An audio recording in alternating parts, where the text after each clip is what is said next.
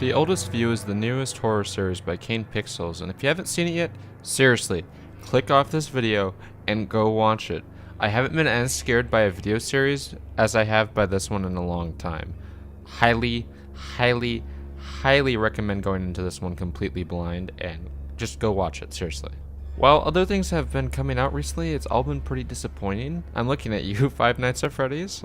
This series, however, has been a breath of fresh air in the horror community. The story and monster in the film are intriguing to no end, and it's so scary throughout. I can't lie, this film scared the shit out of me when I first watched it. But first, before we go any further, remember to like and subscribe, and if you like this video, let me know in the comments, please. And let me know what you want me to do with other videos. Thanks, and enjoy the video.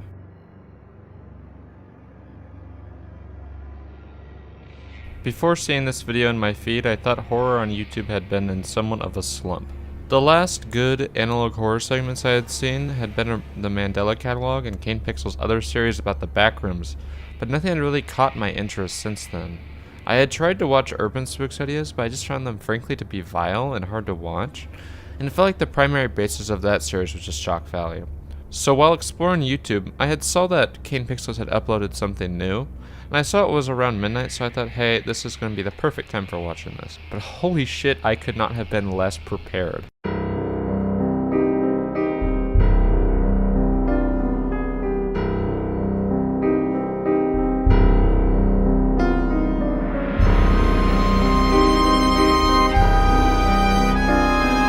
The story of The Oldest View follows an up-and-coming exploration YouTuber named Wyatt as he finds this cave that has a staircase straight down into the earth. By the way, I'm telling you right now, if I saw that cave that looked like this, no way in hell am I going down there. He does one short exploration down where he goes to the bottom of the staircase where he sees a massive underground mall, but quickly turns back as the area gives him the creeps.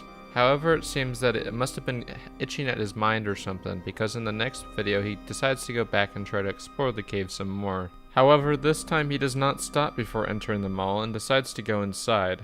While inside, he goes and explores the mall, which seems to have no power, and along the way he notices signs with a creepy poster displaying he's back with an extremely unsettling puppet giant on it. Next, he walks through this art gallery, where in the art gallery he sees this hulking beast of a statue that when I first watched it, made me almost turn the video off.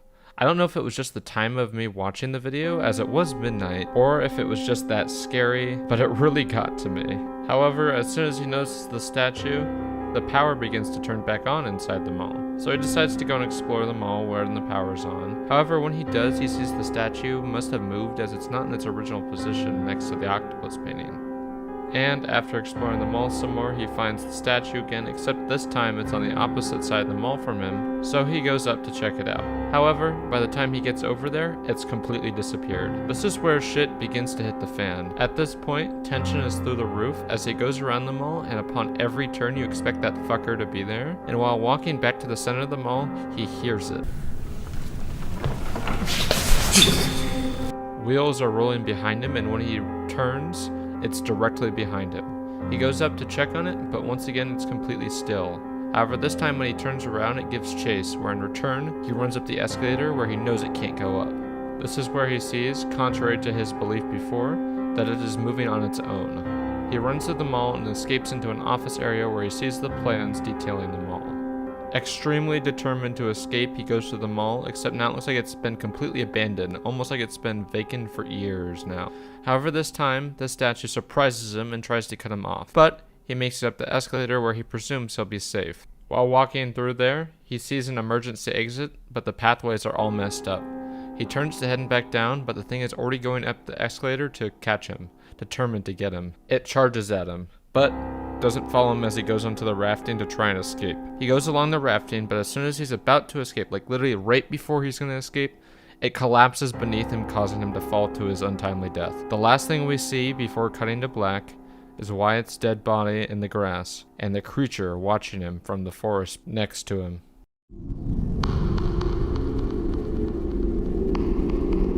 Now, if you came out of this not frightened, good for you, but I'm sorry, this shit scared the hell out of me when I first watched it. The story I thought was really creepy, and I thought it was executed perfectly. It reminded me of a creepier version of the Weeping Angels from Doctor Who. However, I find the scariness of this even more impressive when looking at the making of it. See, none of the shit is real. I mean, none of it. The whole film is CGI, which I think is absolutely positively insane. What makes this even crazier is that the guy who made this shit, Kane Pixels, is only 18 years old. This dude is producing better shit than some of the walking corpses that run Hollywood are now. The scares in this film are way beyond effective, cause I know if I saw that fucking statue when I walked in, I'm running the other way. And what's crazy is this film is so effective and doesn't even have a jump scare in it whatsoever, which I think shows that the jump scares are a load of horse shit that does nothing but mess with the viewers. But that's all besides the point. What I think it really makes this work is all the sound design in this film. While there is no music, well, there is a little bit, but it's very subtle and hardly noticeable, not doing a lot with it. But then every time we hear the rolling of those wheels with the giant, you know something terribly wrong is going to happen. And it's crazy how something so simple can make a viewer so filled with fear. I think that shows just how great the film making of this series is. What also makes it scary is the usage of the fear of the unknown. We have no idea why this mall is here underground and how it works, and the film doesn't try to explain it whatsoever. We also have no idea what the statue is and why it's chasing Wyatt to his doom, but our brains like to fill in what's going on, and that leads to the fear of the unknown. The film does this masterfully as it gives us just enough to keep us focused and be able to understand enough, but not enough that we can figure out everything that's going on, and I think that makes this film masterful at what it's doing.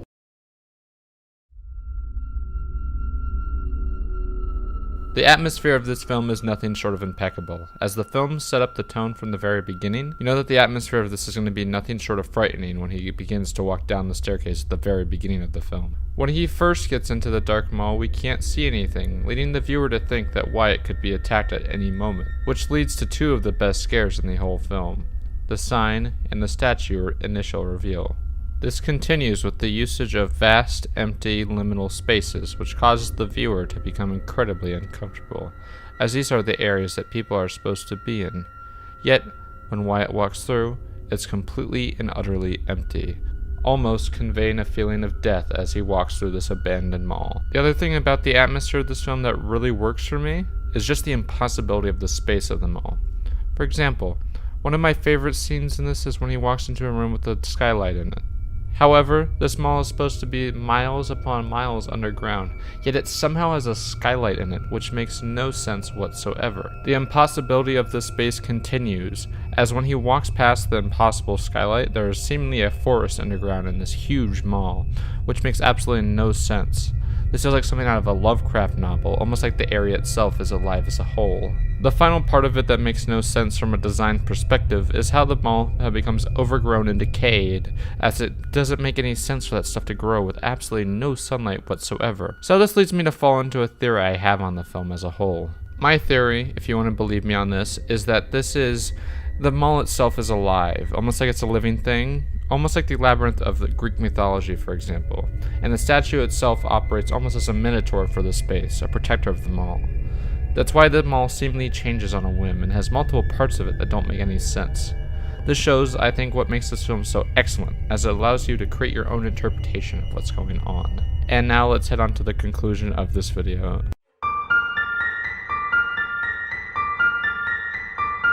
And now that you've seen all my reasons for thinking that The Oldest View is an excellent series, I want to hear your guys' opinion on the series down below. And overall, I want to know if you agreed with what I thought of the film, or if you guys disagree. If you disagreed, let me know, and if you agreed, let me know down below. And remember, if you guys liked this video, remember to like and subscribe on the video. And I hope everyone who liked this video enjoyed it. And if you didn't, let me know why. Please explain in the comments, and I'll try to work on that. And for future video ideas, also please let me know down in the comments below. I would gladly take that. It will very much help me with making future videos, as I'm doing these once a week now. And if you guys see something that you want me to do, I would gladly do it. So please, everyone, thank you. And I hope you guys all enjoyed, and I hope you guys all have a lovely week, and enjoy. Have a great day.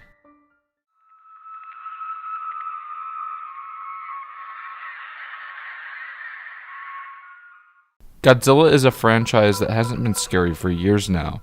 With each film, the series has gotten more and more progressively family-friendly. See, the first film is still one of the saddest ideas ever shown on film. A film about the horrors of the atomic bomb, shown through a giant monster destroying one of the largest, now the largest city in the world. And the film doesn't hold back any punches throughout the screen time. You see multiple children and families die throughout the screen time. The first film still holds up as a truly saddening and frightening experience as you watch it. And the film has a way of conveying the true horrors of the atomic bomb that most films have not been able to replicate since. So it's even more ironic that Godzilla turned into the household kid-friendly name it is now. I mean, come on. Come on! It's crazy how quickly this horror tale of the toll of the war has quickly changed into something completely and utterly different. See, some films in the franchise have tried to replicate the horror effect of the first film, with almost all of them falling completely flat and falling right back into the goofy monster movie tropes that most of the films have used. So I somewhat gave up on the idea of a Godzilla film being scary. But then, under one of my videos on Lost Episodes creepypastas, I got a comment from a channel named Unknowingly. See, I didn't think much of it at the time. They were a channel of similar sub-count, so I just assumed it was someone who watched his YouTube a lot, because it does happen occasionally. But then I actually started to talk to this person. I gave him a quick thank you, because I just assumed it was just a little comment. But they replied that they saw that I liked Godzilla content, so they recommended I checked out their Godzilla analog horror segment. So I did. I decided to check it out. What I assumed would just be another goofy analog horror segment, which there's hundreds of, if not thousands. But boy, was I sure wrong about that.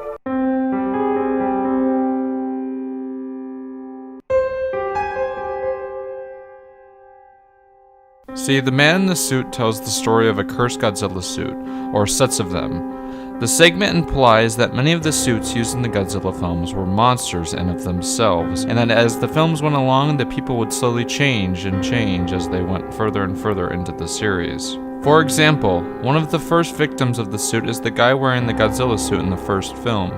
The actor complains about pain in the suit, but when they try to remove it, it reveals that underneath the suit, his skin and body have completely melded and morphed into the shape of the Godzilla suit. This continues with the Ghidorah suit, and the actors inside the suits get progressively more violent as the story goes along. The way the show explains this is that the people literally explode inside the suit, and completely fuse with the suit upon exploding. This causes the people to literally turn into the monsters themselves due to the radiation coming from inside the suits. And truly, as batshit insane that sounds, I think it's quite literally extremely unique for something I've seen. It's not just like a FNAF trope where it's just like people getting killed in the suits. It's not like souls. These people are literally exploding from the inside, which is ridiculous, but it's kind of crazy. And because of this, the mutations would essentially cause the people inside the suits to literally change more and more until they become just like this costume itself. It's a horrifying idea that stuck with me for a while after. And imagine your body just painfully exploding out while you were still alive, and then your body changing rapidly to become the monster that you were acting as, and that your brain literally becomes animalistic like the monster you're playing itself. And overall, because of this, I'd say this story is horrifying. But I don't want to comment too much on the story as it's still in progress. This is like a brand new series. So if the interpretation of this story goes completely wrong, then please disregard this section, as I could be completely talking out of my ass here. So just let me know if I was completely wrong, and let's continue with this. But my theory so far about the story is that the suits themselves are the sources of this radiation disease, and that someone at Toho is involved with this. And that would somehow make someone at Toho know how to make living suits, and that the fact that the suits are in fact alive is crazy to me.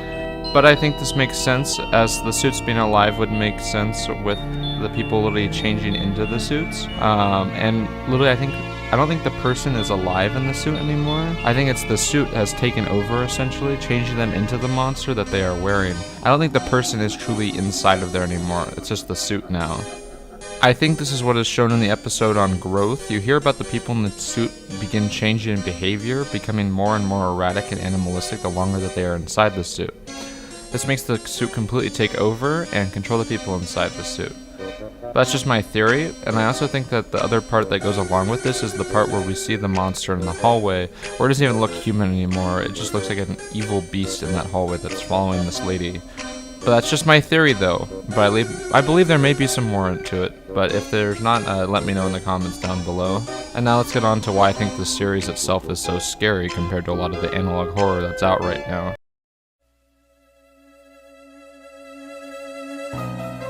So why do I think this story is so scary? Well, I think this is scary because it's playing a little bit off of the radiation effects of the original Godzilla films, but it's also scary because of the way that the images are done. They're not like super edited, they're just like a little bit of editing to these old Godzilla photos, but I think that they're really creepy in the way that they're conveyed, and the story that goes along with it really helps.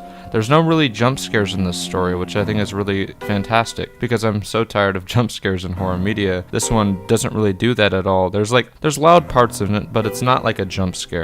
But I think it's scary because the idea of being exploded inside of a suit is, frankly, horrifying, and just losing your mind inside of that suit is also completely scary to me, as like the idea of just being taken over by this thing that you were wearing for a film is just terrifying. Because they're literally becoming the character themselves. They're not themselves anymore, I don't believe. But that's just my interpretation of the film, so I don't know. And I think it's also super scary because it just messes with you after you watch it, because it's just a creepy idea. And unlike The Oldest View, which shows a lot of it on screen, I think the art of subtlety is what is really shown off here, because it doesn't really tell you that much. It's more so just giving you the pieces to put together what's going on. There are some parts that I think that they gave a little too much away. I think the gross segment gives a little bit too much, but that's just besides the point. I think that there is a lot that's going on here. I think it's very subtle, which I think is a great thing. And I think unlike like UrbanSpook, which is just super graphic and the text is kind of boring to read, this is like giving you enough imagery to keep you interested, and it's also an IP that everyone knows. So seeing this IP that everyone loves being like twisted into this amalgamated form is really intriguing, I believe. It's something that I think a lot of analog horror could do better, because I've seen other things that use these beloved IPs, but they're using like mainly stuff that was already somewhat spooky to begin with, while this is more so taking something that has been turned into something kid-friendly, but originally was something horrifying, and returning it back to its scarier roots. That's what I think makes it so intriguing and scary. The other thing that this series does better than things like UrbanSpook is it doesn't focus too much on the graphic details. It's mainly telling about the horrific behaviors that these people are starting to exhibit, and the things that are graphic are pretty subtle. It doesn't talk too much, it's more so talking about the behavioral changes, and I think that's kind of creepy, more so than overtly scary than a lot of other series. If I had one major criticism with the story, it would mainly be about the fact that I think that the story itself is not very scary. It's more than just a little creepy. I've seen a lot of things that are way scarier than this, but I don't think this is necessarily a bad thing. I just think it's a little bit more just focused on creepiness rather than overt scariness.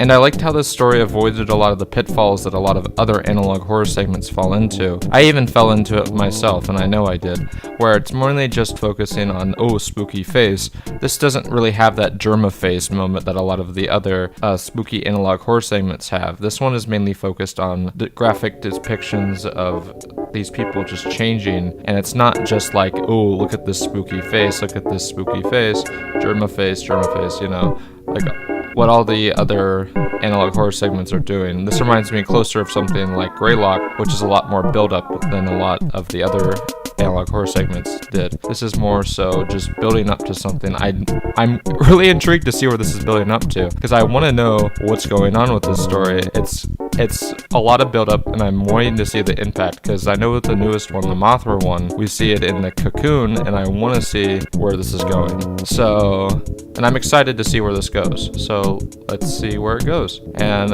I'm going to conclude this video now. Let's get on to the conclusion.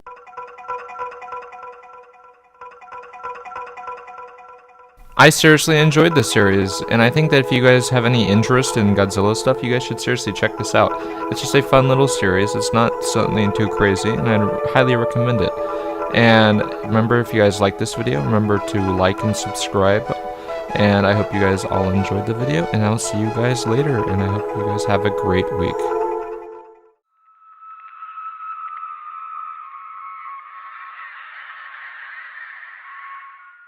Today I need to ask you guys what happened with the Backrooms. Like, seriously, what happened? It went from something that could easily be talked about to an annoyance to many within the online horror community. I remember a year ago, people were excited and extremely interested in the Backrooms, as it was something new and there was so much being added to it that made it work.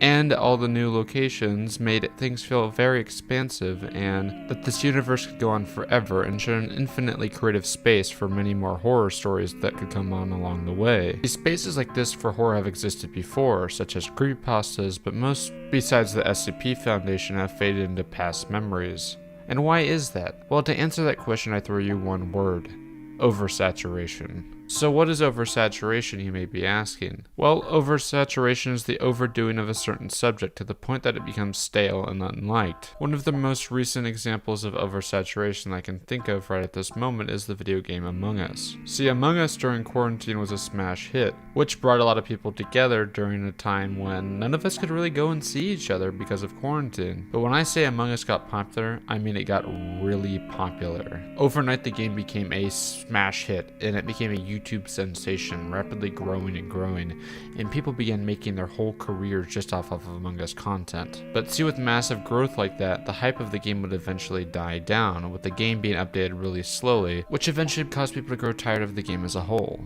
Therefore, the market of Among Us content and similar things about it became extremely oversaturated, and people got extremely bored of it, and it eventually just died out completely. So you may be asking, how does this all relate to the Backrooms as a whole? Well, see, it follows the same pattern of other horror markets that came before it, such as what Among Us did. These horror markets progressively get even more oversaturated and ruined by people adding on to it and making the ideas of the stories become progressively less and less scary. But before explaining any further, please remember to like and subscribe on the video and comment down below what you think of the video, and if you liked it, please let me know. Now let's start from the very beginning of the Backrooms as a whole. The Backrooms started as a small story on 4chan of all places, which I find frankly hilarious, as one of the biggest horror phenomenons of the past decade originated on 4chan of all places. But the original Backrooms story read this: if you're not careful and you no-clip out of reality in the wrong areas, you'll end up in the back rooms, where it's nothing but the stink of old moist carpet, the madness of mono yellow, the endless background noise of fluorescent lights at maximum humbuzz, and approximately 600 million square miles of randomly segmented empty rooms to be trapped in. God save you if you hear something wandering around nearby, because this sure as hell has heard you. This really short and somewhat goofy idea wouldn't see much traction for a couple of years, till slowly it started getting quite a big following, especially with the idea of liminal spaces becoming extremely popular over time. See, a lot of subreddits would be posting these images called liminal spaces, especially with subreddits like the Cursed Images subreddit. See, subreddits like Cursed Images would usually post images of extremely wide and creepy spaces that people would just find somewhat unsettling. And the horror from this was mainly just from how vast and empty these spaces were, as they were kind of creepy and they just played off the fear of the unknown that people have. And these started to gain traction because the spaces seemed to connect with something primal in people, a seemingly strong fear of these vast empty spaces. So people started to add stories into it that went with the theme of the original Backrooms post. And this would lead the idea of the Backrooms to start to blow up as people started to add more and more stories onto this original, somewhat creepy idea. And each one of these levels drew extreme inspiration from the SCP Foundation, as the creatures and levels were often heavily detailed, with some being more dangerous than others. For example, there's the most popular level, which is Level 0. Level 0 is described this way. Level 0 is an expansive non-Euclidean space resembling the back rooms of a commercial building. All rooms in Level 0 share the same superficial features, such as the worn yellow wallpaper, old moist carpet, and scattered electrical outlets and inconsistently placed fluorescent lighting. Aside from these common features, no two rooms within the level are identical in layout. That short little description would be what built the Backrooms as a whole, as people started to add on more and more to this idea. And these new levels came at an extremely rapid pace. More levels started to get added on as this idea started to grow more and more, as people came up with more things to add on to it. And with these new levels, a new heavy backstory started to be added on, and a continuity started being added to the Backrooms, with things such as outposts and the creation of organizations like the Major Explorers Group, or also known as MIG.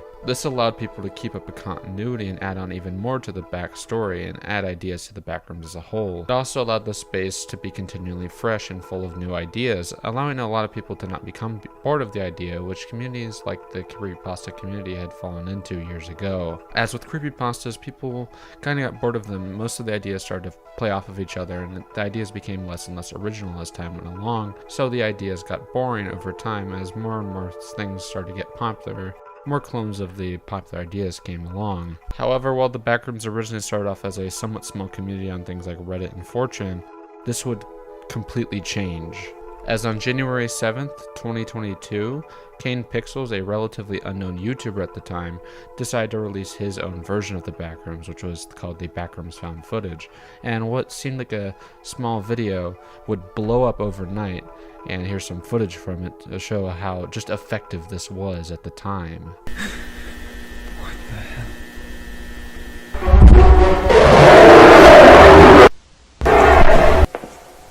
Holy shit. What the fuck is this place? This isn't real. This isn't real. This video changed everything. It put the Backrooms in the limelight to an extreme. Everyone knew what the Backrooms was at this time, and this would show as even more new levels were being added and animations and fan animations were being created every minute due to the extreme popularity of the idea of the Backrooms. Like seriously, there was a whole marketplace on YouTube just on Backrooms content, as YouTube Shorts allowed things like Backrooms animations just to blow up extremely well. And it seemed like everyone and everything was obsessed with the Backrooms at this time, as almost everyone was covering it, as it was just a huge idea, and it still pretty much is. It's just not anywhere near as huge as it used to be. But you may be asking, why is that level of popularity just keep going down when that thing used to be just so popular? But while things get less popular over time, that's just a common fact, this I think had a little bit more to do with something else. See, this level of popularity usually will bring one thing with it, and that of course being people who aren't as skillful at their craft, to put it lightly. See, when it got as popular as it got, quality control on all the new levels started to drop rapidly, with poor quality monsters and levels being created, with many of the new ones being blatant rip-offs of already popular levels, or levels that just add nothing to the horror of these spaces. See, what people would do is they would literally just find any liminal space online and just add on a little story to it, and it didn't matter how good it was, and they would post it to a Backrooms subreddit and it would be considered added to the lore. And speaking of the lore, the other problem that the Backrooms began to face was the overcomplication of lore, something that would eventually remove all the horror of the situation in the first place. See, horror is all about the art of subtlety. The more you explain of the horror, the less scary something becomes. That's just common knowledge, and it's just playing off the fear of the unknown. If you don't do that, the thing becomes less scary over time. And you can really see this in the Backrooms, because what made the Backrooms just so terrifying in the first place was how simple and eerie the original images were, and just how empty the spaces were. It wasn't filled with these monsters and crazy ideas. It was just a simple empty space that went on for miles. But with all the new monsters, colonies, and companies, the Backrooms began to lose that vast, empty feel to it, and began to feel like something more out of a video game. A lot of the original charm was lost in that, and what made it so special was squandered by poor writing and complicated ideas. This sucks, because this problem could have been easily avoided, and I'll show how it could have easily been avoided, because it's been done before. See, one of the most popular underbellies of the internet is that of the SCP Foundation. The community has existed forever now, like seriously, this has been around for years and almost decades now. See, the SCP Foundation has always been a somewhat more underground section of the horror community, talked about more in hushed tones than anything else as to not spread it too much. And the ideas on there are still frankly horrifying, with many of the stories on there being some of the most original ideas you can find online. So even though the site became popular, how come it didn't run into the same problems as the Backrooms? Well, see, when the SCP Foundation started to become oversaturated, instead of doing what the Backrooms did and allowing all the bad and poorly written stories to take hold and overpowering the good ones, the SCP Foundation went on full lockdown. See, the SCP Foundation works now as people have to vote on whether or not your story is good enough to even be seen and added as a part of the SCP Foundation.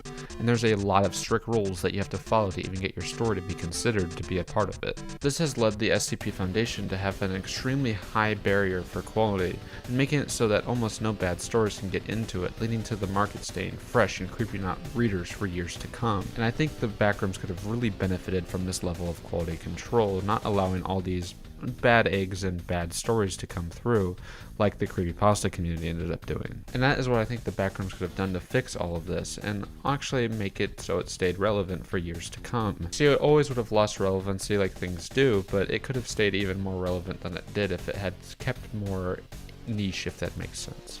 So remember, if you liked this video, remember to like and subscribe, and I hope you guys all have a wonderful day. And if you liked the video, please let me know down below, and I will truly read your comments, please. And I will hopefully see you guys next week, and have a great week. Goodbye.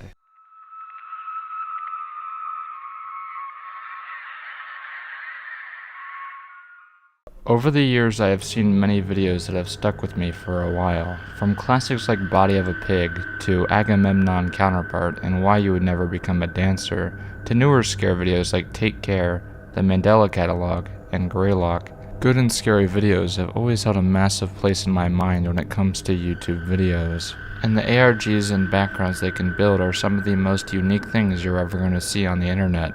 But of course, with so many videos to pick from, there are some that's going to fall through the cracks. And while this video still did pretty well, this video didn't do as well as many of the other big popular scary videos that people know about. One of the horror channels that always stuck to me was a relatively smaller channel in the YouTube horror space, which is Nana825763. I remember back when username 666 came out, that video was a huge deal. Everyone, and I mean everyone, was trying to replicate the video, trying to see if this YouTube urban legend was real, and it was truly the first big YouTube urban legend.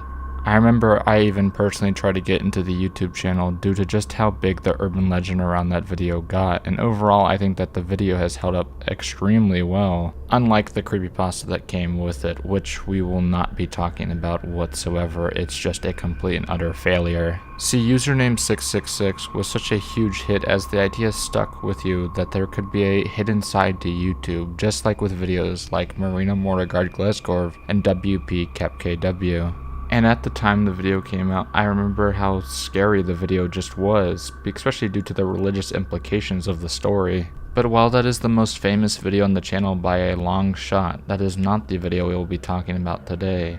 We are, however, talking about the second most famous video on the channel, but the difference in views is astronomical. These are two very different levels of popularity. The video we will be talking about today is known as My House Walkthrough. And while the description of the video might slightly disarm you, reading My House Walkthrough, this is not a horror video. The video was simply created by filming inside my house. However, this description is of course a lie. What awaits inside this house, inside this video, is one of, if not the most disturbing videos on the entire platform. And I do not say that lightly. And in this video we're going to explore what's inside of Nana's house.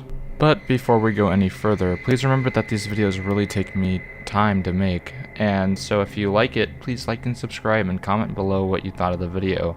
Sometimes it is hard to get these videos out every week because I am in college, so the best way to let me know that you want these to keep coming out is to subscribe and let me know down in the comments. If you comment down below, I'll try to respond, and if you don't like the video, also let me know what you think I should change for the upcoming videos. Now let's go explore Nana's house together.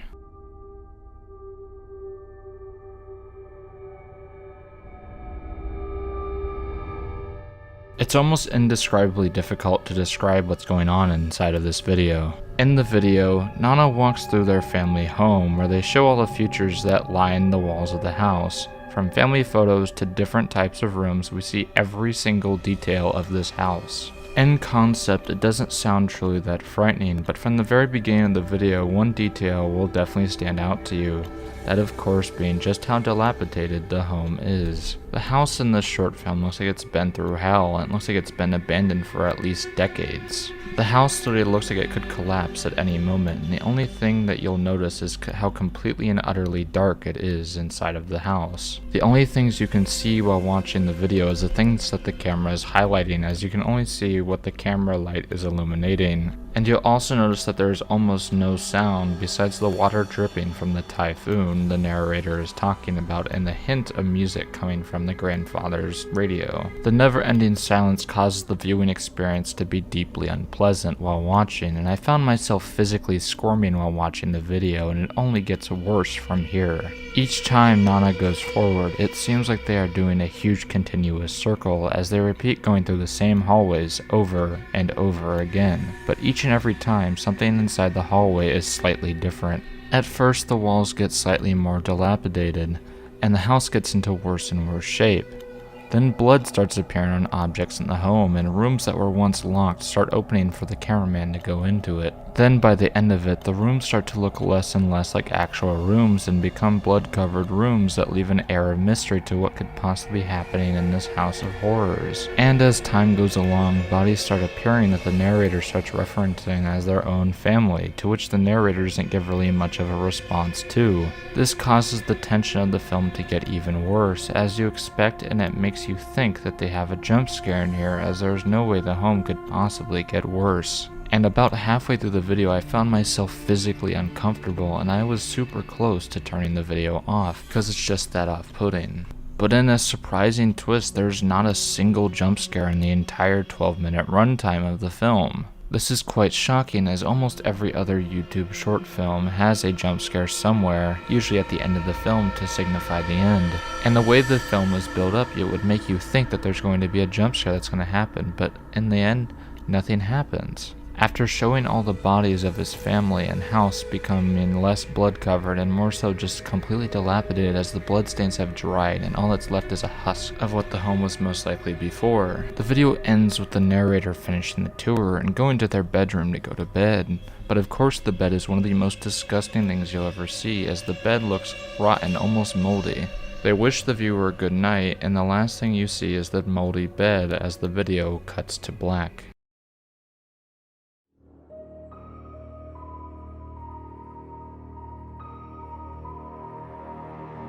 So before going over why I think this video is so scary, I would highly recommend just watching the video for yourself first to try to get the truly full experience with just how horrifying this video truly is. Seriously, the description that I have given of this short film does not do it justice. It's truly that horrifying and will stick with you for a while.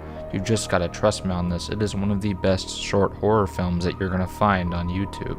Okay, now let's talk about what makes this work so well. Well, first let's talk about the sound design of the film. See, the sound design of the film is nothing short of masterful, as instead of overwhelming the senses, you are left with absolutely nothing.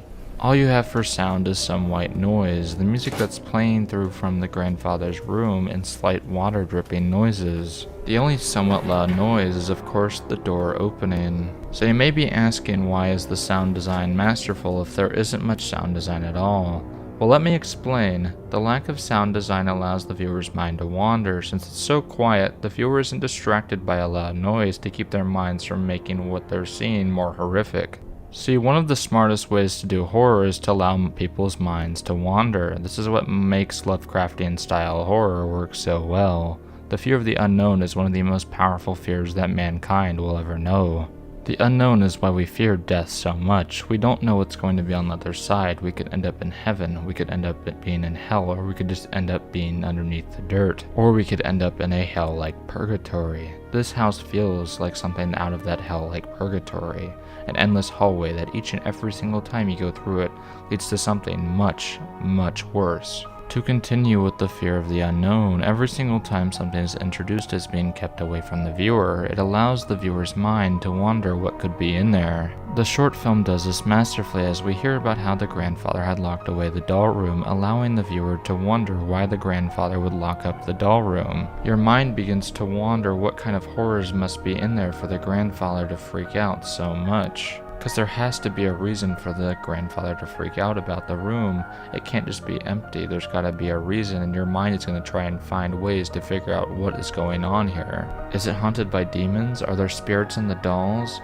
What could be so possibly horrific in the room that the grandfather would have to lock away the room? And this starts to build tension in the viewer's mind as they become afraid of what could possibly be in the room. And the film sets it up in such a way that you know as soon as you see the door open that there's going to be something wrong in there, at least you think so, brain. But the short film doesn't explain why, and it leaves it up to the viewer's imagination as you only see that the room is just dolls that are covered in blood just like everything else in the home. And that keeps why the dolls could have possibly been locked up to the viewer's imagination, allowing the scene to still be scary as well as putting tension in that scene. And the film does this multiple times to great results. Multiple times it sets up things that you think are going to be horrifying but eventually just lead to nothing. This is masterful pacing and allows viewers' minds to wander and get themselves scared rather than having to show a big monster on the screen. Another thing the film truly does masterfully is the cameraman's reaction to the dead bodies. The dead bodies look mangled and rotting and are covered in what looks to be almost like a tarp. But the cameraman has almost no reaction to the bodies at all. He doesn't explain what happens and just says what the names of the family members were, once again allowing the viewer's mind to wander. What could have possibly happened to these people? You'll also be asking that same question while he walks to the house, as you have no idea what could have possibly happened to cause it to look like this. But I think I have the answer, and it has to do with the very beginning of the film. In the very beginning, he talks about a typhoon hitting the area, and the house is damaged by the typhoon. See, my belief of what's going on is that it is purgatory. The cameraman is dead and is exploring his house after the typhoon, where he and his family are all dead. This is his personal hell. But that's just my guess of what's going on and why I think this short works so well. But if you disagree with me, let me know below. And remember, if you liked this video, to like and subscribe. And I will see you guys next week. Have a great week.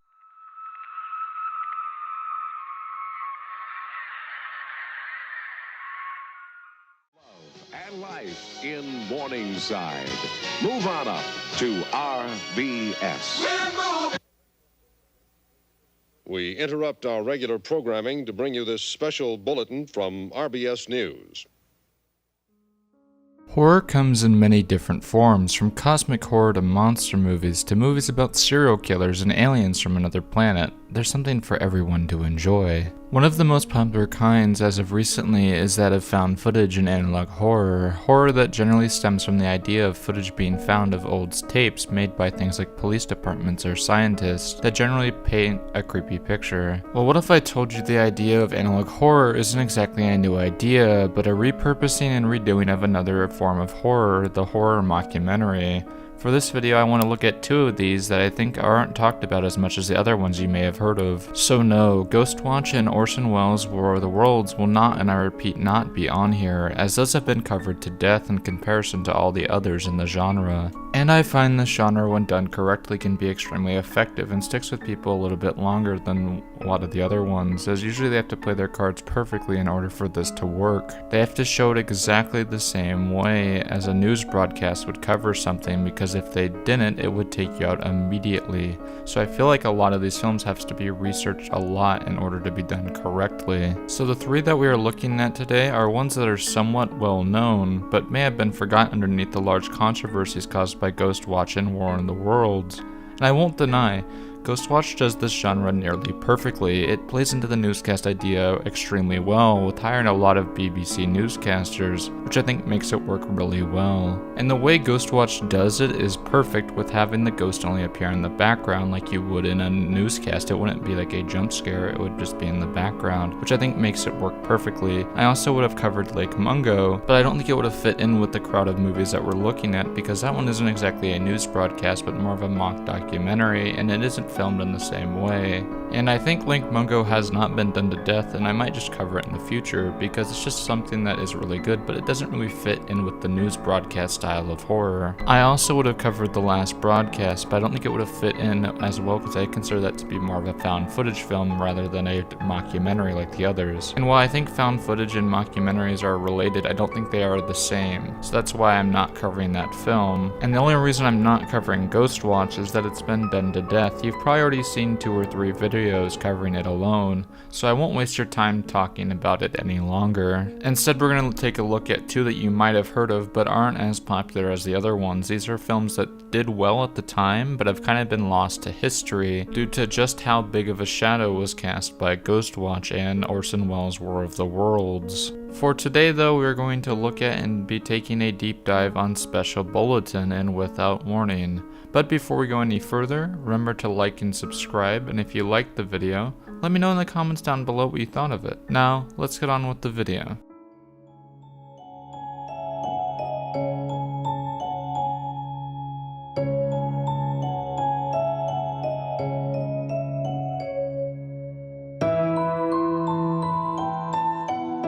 Special Bulletin is a 1983 made-for-TV movie set around a news broadcast about a group of terrorists that take over a boat in downtown Charleston and takes a news reporter hostage. The terrorists use the cameraman and news reporter to show what's going on inside of the boat, so they can communicate with news anchor John Woodley, played by Ed Flanders, to try and share their message with the world. The terrorists are a group of scientists and activists who want to share their message of anti-nuclear warfare by taking people hostage and creating a makeshift nuclear bomb that they say multiple times that they don't actually want to blow up, but just to send a message to the world about the horrors of nuclear destruction. However, things go dire really quickly as the terrorists begin to become more erratic as they realize that the government is not taking their requests and instead of waiting for them to come out to see if their threats are really founded. The government then cuts the power to the city and raid the boat, causing the terrorists to be killed or commit suicide and the US government to try and go down and defuse the bomb. But as stated earlier in the film multiple times, the bomb is impossible to defuse unless it's by the terrorist who created it, Dr. McKisson. So the US government messes up defusing the bomb, which to the shock of any of the viewers, causes the bomb to blow up, completely leveling all of Charleston. And I know when I was watching it, I was actually surprised that they went through with it. When watching the film, you think multiple times that it won't actually blow up and it might just be a big setup, but it in fact isn't. It levels the whole city. And in an instant, we see the news reporter that we had been hoping would be saved the whole film get obliterated instantly, and one of the news reporters who thought they were a safe distance have all their crew besides one other person get completely evaporated in front of them. And in one of the most harrowing scenes, we see the girl who survived getting interviewed as she has a mental breakdown at the sight of all of her dead colleagues. The rest of the film goes to the devastation of Charleston as they interview people harmed within the devastation, with the only shining light being the casualty count being low due to the good evacuation time by the government. This film encapsulates the Cold War era in America perfectly due to the way it talks about and shows the situation and the way they try to figure out what's going on. One of the main factors that the news points out behind the creation of the bomb is that one of the terrorists is a communist, which I think shows the Cold War era fears surrounding nuclear weapons and the Red Scare. And this film holds no punches back. They show how horrific the nuclear destruction would be and how everything is just set ablaze. I remember watching it, I was actually surprised that they pulled this off. It's such a shocking film, and it was surprising that they were able to show this, especially during the Cold War. And this film perfectly shows what life was like back then, as people lived in constant fear of a real-life situation like this happening. It also helps that the portrayal of the characters and the way the newscasters talk about the situation is perfect. When watching it, rarely you'll be taken out of the idea that it could be a real news broadcast, as even the way they talk in the films will remind you of a real news broadcast, as they don't speak perfectly.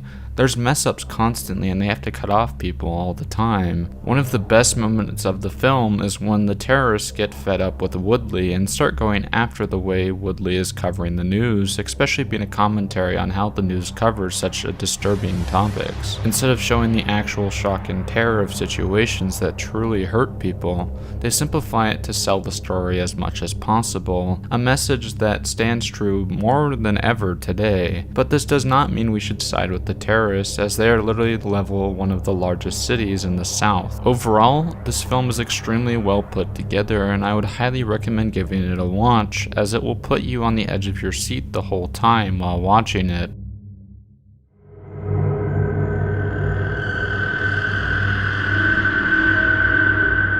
Without Warning is a 1994 made-for-TV film about a meteorite hitting rural parts of the world around Wyoming, France, and China, which the news makes a broadcast as the world tries to figure out what could be happening with these meteorites. See, they find the meteorite to be so mysterious as they split off and land at the exact same longitude across the Earth, which seems to be completely mathematically impossible, which leads people to believe the meteorite was caused by extraterrestrials. Suddenly, out of one of the areas struck by the meteorite walks out a girl who looks to be badly burned, and when the news goes up and tries to talk to her, she talks in a way that seems to make absolutely no sense whatsoever. And then at the French site, they find a man who seems to be talking in a similar way.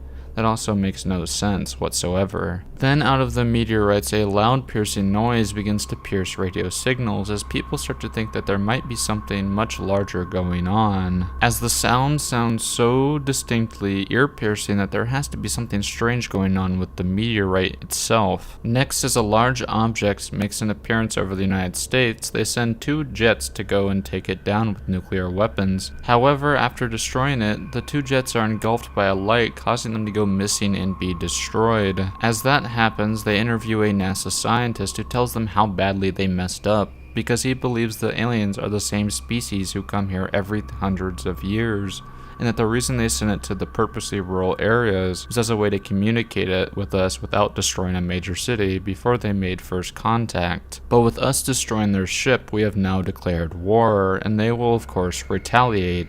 They retaliated by sending 3 meteorites towards the capital cities of the world powers, DC, Moscow, and Beijing. As the meteorites approach, they decipher the message by the girl and the man, which actually ends up being the message that was put on Voyager 2, revealing that the NASA scientist was correct and it was actually aliens trying to make first contact with humanity. The world seems to be saved when the US and other countries all nuke the meteorites, keeping them from destroying the major cities. But in the most infamous scene, we see the news reporter realize that the once cheering scientist have went completely silent and goes to check of why they could have possibly stopped, when he himself stops in his tracks as the camera pans over and reveals this. I'm told his name is Patrick. Patrick, just move the camera to the screen. Show us what you're seeing on the screen. Patrick, do you read it? Show us what's on the Track trajectories. No, there's too many to calculate. Oh my God. This is Houston, France, do you copy? The movie then ends with the news anchor reading off a Shakespeare quote as we hear the radios from all the cities begin to go silent one by one. This film is of course a recreation of Orson Welles' War of the Worlds broadcast done in the style of a 90s television broadcast. However, this translates extremely well to the live television format as they play it completely straight and keep the timeline going in a way that makes sense. It doesn't jump around in time, instead keeping it in one singular night, making it one long disastrous invasion. However, I will say while this one is extremely good, I don't think it is as good as a job as Special Bulletin did, as there were some parts of the film that got extremely cheesy. But once again, I would recommend you watch this film and try to get a version with the original ad, as it really adds with the experience of the film, as it will immerse you into actually watching the newscast. It will feel like you're watching a real television broadcast, not just a TV movie.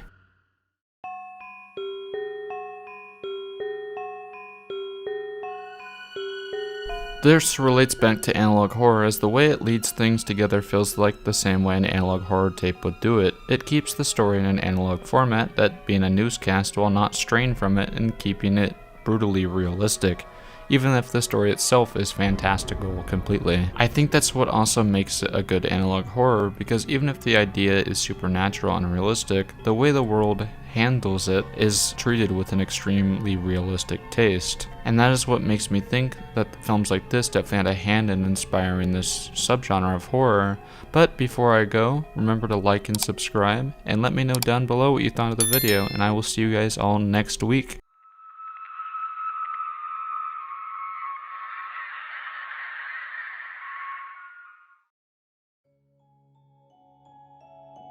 Most forms of horror on the internet seem to fall into a downward spiral of declining content, which we've seen over the years with things like creepypastas and the mascot horror genre, which while at their prime were creating some of the best, most original content that horror had seen in a while, slowly started to get worse and worse until it came to the point where the quality was almost unreadable. And I think many of us know why that is, and that's because of the tropes that have become quite obvious in the most popular ones, and people trying to emulate the success of those most popular versions of those stories. And I think that shows a problem that a lot of media has, which is trying to focus too much on trying to get popular instead of trying to make a unique and original story. See, when I think the original ideas get outweighed by the copycats of the already super popular ones, then I think that spells the death of the genre. For example, I would look at Sonic.exe. The extreme success of it allowed many people to want to try and copy that, and this became a problem rather quickly for the creepypasta community as they got really overwhelmed with stories that followed the exact same beats as Sonic.exe. And combine that with the fact that frankly Sonic.exe wasn't a very good story whatsoever in the first place with hardly any redeeming qualities, the creepypasta forums were rapidly swarmed with stories that just like it, which spelled disaster. And you can only have so many poor quality versions of a .exe story because they all seem to follow the exact same beat, which is this: a creepy thing happens in an old video game and it shows that the game is actually haunted by an evil version of the main character. And you can only do that exact same story so many times before it becomes just stale and uninteresting, and it did become stale and uninteresting really fast, as we saw so many stories that followed the exact same beats. And when you get so many things of such poor quality, it paints a bad image for the community as a whole and causes people to become quickly disillusioned with the new form of horror, and then they would just try to move on to something else because the idea was just no longer scary anymore. And I have a strong feeling that we're going to start to see this happen with analog horror, as I've gotten more and more frustrated with the genre as a whole, with many of the newest popular analog horror videos being blatantly worse versions of ones that already came out before them. And it seems like we're seeing analog horror go down the exact same downward spiral as we have seen many times before, and it just seems to be getting worse and worse quality over time. And I think one of the analog horror videos exemplifies this problem more than any of them, as it shows just how bad the trope writing has gotten to this point. But before we get on with the video,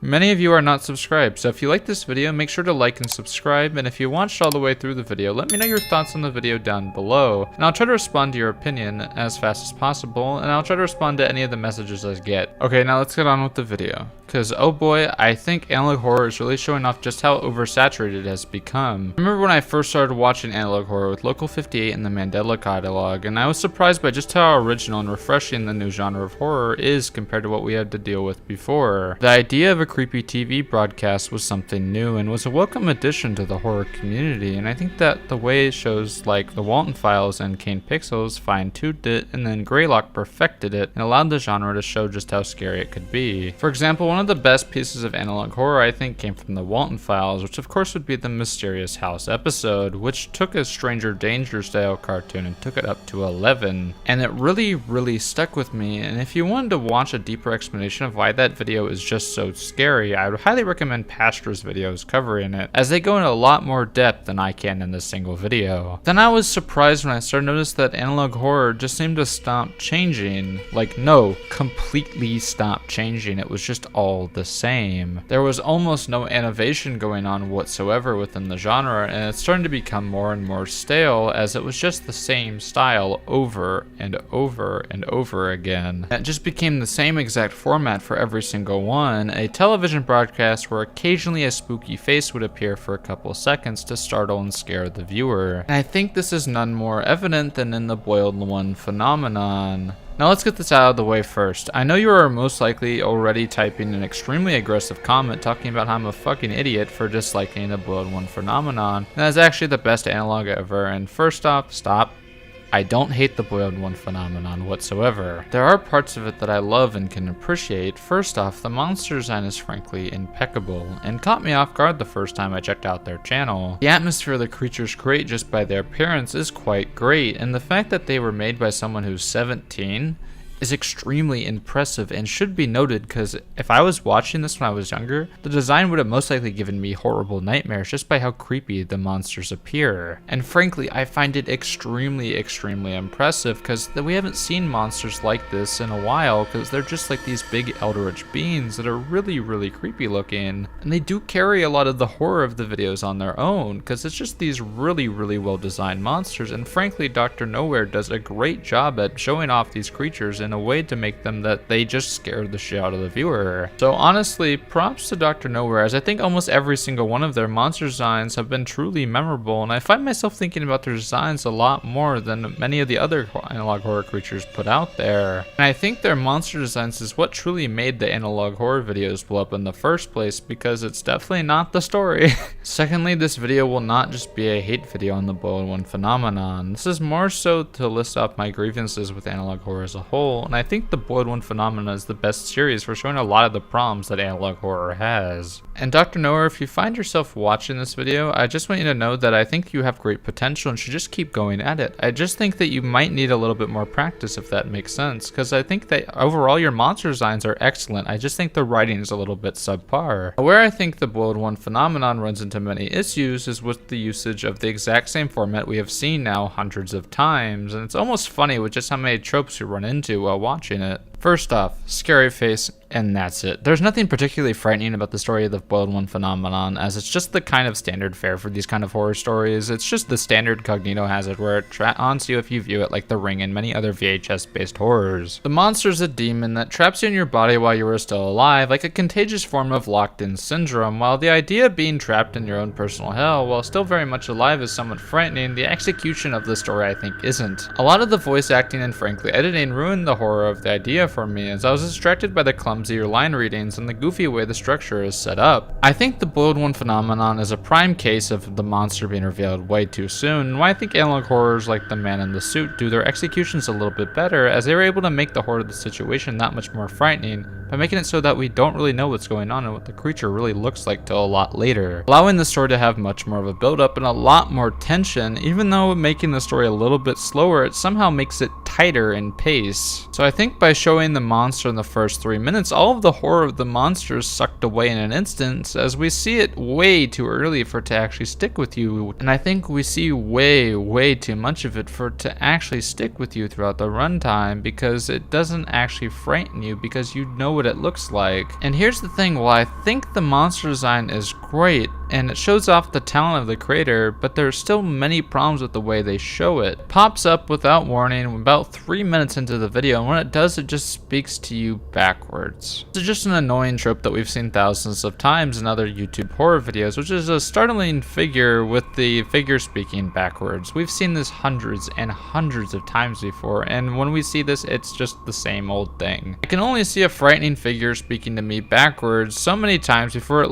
loses its intrigue, and I don't find it interesting or mysterious at this point, just annoying and not scary. That's a problem I'm seeing with analog horror as a whole right now. I think the genre may have peaked because it's just not scary anymore, which is unfortunate because I see this being one of the main horror genres for quite some time on the internet, unfortunately. But I think we've just seen way too many television broadcast style analog horror films, and the way a lot of the horror is set up just feels like a worse version of older horror videos on YouTube's, like Obey the Walrus, with the weird figure speaking and cutting to slightly disturbing imagery throughout. Like seriously, the Bulletin 1 phenomenon would fit right in with a lot of the 2008 style horror videos, because it just feels that kind of vibe where it's just like a slightly creepy creature with a lot of weird imagery in the middle. And I hate having to say this because I find some of the other videos on Dr. Nowhere's channel to be way more frightening than the Bulletin 1 phenomenon. So it doesn't make sense to me why this one got so much more popular than all the other ones. So I fail to see why we are saying the same old story becoming the most popular ones once again, and I feel like we're just leading ourselves down the exact same path as creepypastas before this. With creepypastas, the ones that blew up got seemingly progressively worse and worse in quality after its peak in the mid-2010s, and then fell off into obscurity as many storytellers strayed away from the genre, with only a few still remaining within the subgenre at this point. And I feel like we're going to start seeing the exact same thing happen now, as many of the new analog horror videos coming out just aren't reaching the heights of other like Greylock and Walton Files before it. But hopefully, just like creepypastas, we'll see analog horror have a resurgence with a lot of fresh ideas, like we are seeing right now for creepypastas, but the only way we'll be able to see is with time, and that's what we're going to just have to give it to see if it gets better or if it's just going to get worse.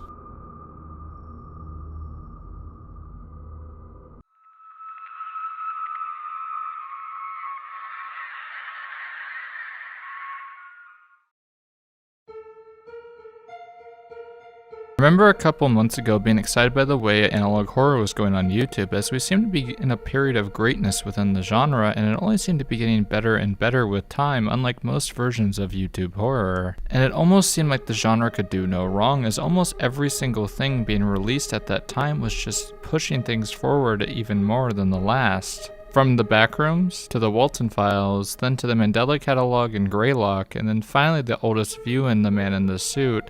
It seemed like almost everything in the genre was made for a certain person, with bountiful fresh ideas that were just creative and allowed your mind to wander. And there was just so many creative and new ideas that the genre was just game changing at the point. There was just so much creativity going on that allowed you to have a horror fix within YouTube. But like everything else before it, the quality began to rapidly decline, and I think I saw this firsthand with UrbanSpook series.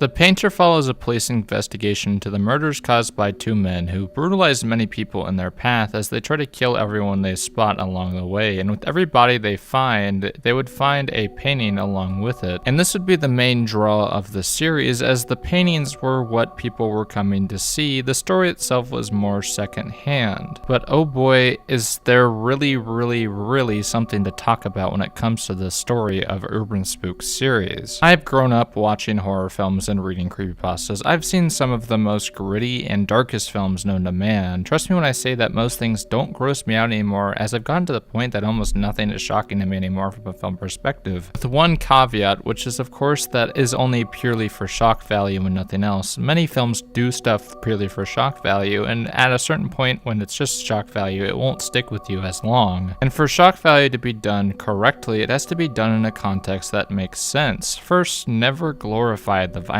If you glorify the violence, it's no longer shocking. You're just being gross for the sake of being gross, and that to me automatically makes the film I'm watching uninteresting and not worth watching. And the horror has to be somewhat believable, and if it's too over the top, it will completely drag me out of the story and make me uninterested in what I'm seeing. One of my favorite examples of a film that does shock value perfect is, I think, Goodnight Mommy from 2014. While what they are doing to her in the film is awful and terrible things that are shocking to the viewer, it won't stick with you as long without the context surrounding the film. And the context surrounding the film, with it being her own children doing this to her, makes the film much more shocking and will stick with you longer than if it was just some random people doing it to her. And the violence itself in the film is not too over the top, so while it is very shocking to see, it won't take you out of it by being too unrealistic, because you can believe what you're seeing. UrbanSpook, however, did the complete opposite of this by making it so that every single act of violence in it was so extreme and over the top, while making the killers out to be uncatchable godlike villains that are able to do things that almost no human would be able to understand. And it doesn't help that the context surrounding it is so paper dry that it doesn't make the violence shocking, it just makes it seem tone deaf and frankly annoying. Which leads to my second point against UrbanSpook, which is substance. It feels like I've seen the UrbanSpook story 200 times at this point, besides the main draw to the series, which is the paintings. And to give the series some credit, I think the paintings are genuinely great, and I could tell that they are done by an extremely talented artist. But when the only thing carrying your story is the paintings, then it has some problems, and there's almost nothing going on within the story, as every single episode seems to follow the exact same structure as the other, to the point where it becomes so formulaic that by the end of it, it is close to unwatchable. I can summarize almost every single episode the same way. We get text detailing an over-the-top gruesome murder, then a painting, then some more info on the killers. That's it.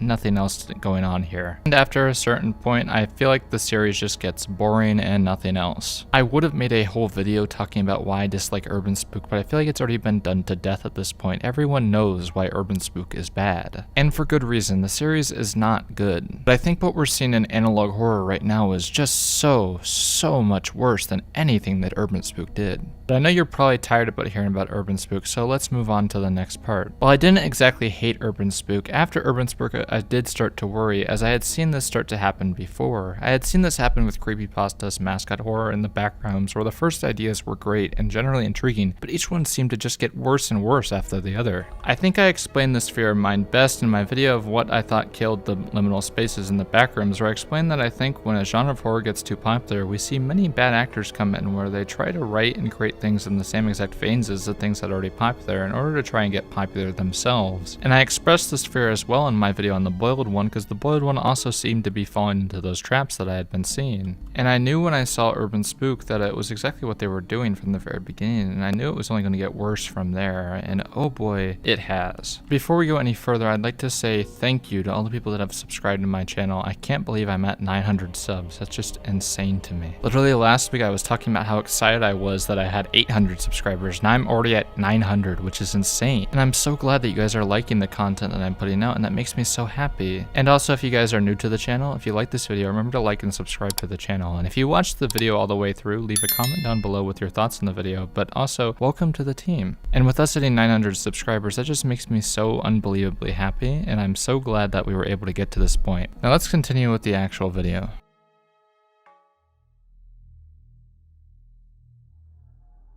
Back then, with things starting to get worse, I started to get worried, but Greylock and the man in the suit were also reaching its height, so I started to put my concerns down as me just overreacting. But things just kept getting worse and worse with time. I started seeing more and more analog horror series that got more and more derivative as they continued, and while I will say there are many gems still in the pile, they're getting covered by more and more rocks inside of it. There were some I still had good feelings on, like Piggy Soda's analog horror I felt was a breath of fresh air, because while it didn't change the formula to an extreme degree, I still found the videos to be quite disturbing and intriguing enough to keep me watching. And frankly, the scares were still scary. They weren't just like big spooky faces that would come up and pop up every couple seconds. Then there were some I was more mixed on, with the Boiled one being the primary example I have, but I already have a video explaining my thoughts on the Boiled one, so if you want to see my opinions on the Boiled one, click the link in the description below. Then there were some that weren't great, but you could tell were made from love, which I didn't really take offense with, as I could tell they were trying their hardest. Then there were some that just started getting plain bad, like Void Descendants, which has almost all of the bad details that old creepypastas had, including the hyper-realistic faces and dark backgrounds, as well as reversed music. Like seriously, we're getting to Squidward, Zeus, and Dead Bart tier creepypasta writing here. These videos might have done well in 2010, but in 2024, it doesn't really fit with most of analog horror. It just feels like we're doing creepypastas again with like AI voices. And I still find it funny that we're getting creepypasta tropes in the modern era, instead of just coming up with original creepy ideas. But now they have gotten to the point of just being plain upsetting. While creepypastas just kept getting worse and worse over time, it never got to the point of using the deaths of real life people as a form of shock horror with absolutely no substance behind it. And none upset me more than the SpongeBob analog horror. This right here is just unacceptable and was my breaking point with analog horror, and there's no going around it. No beating around the bush. No.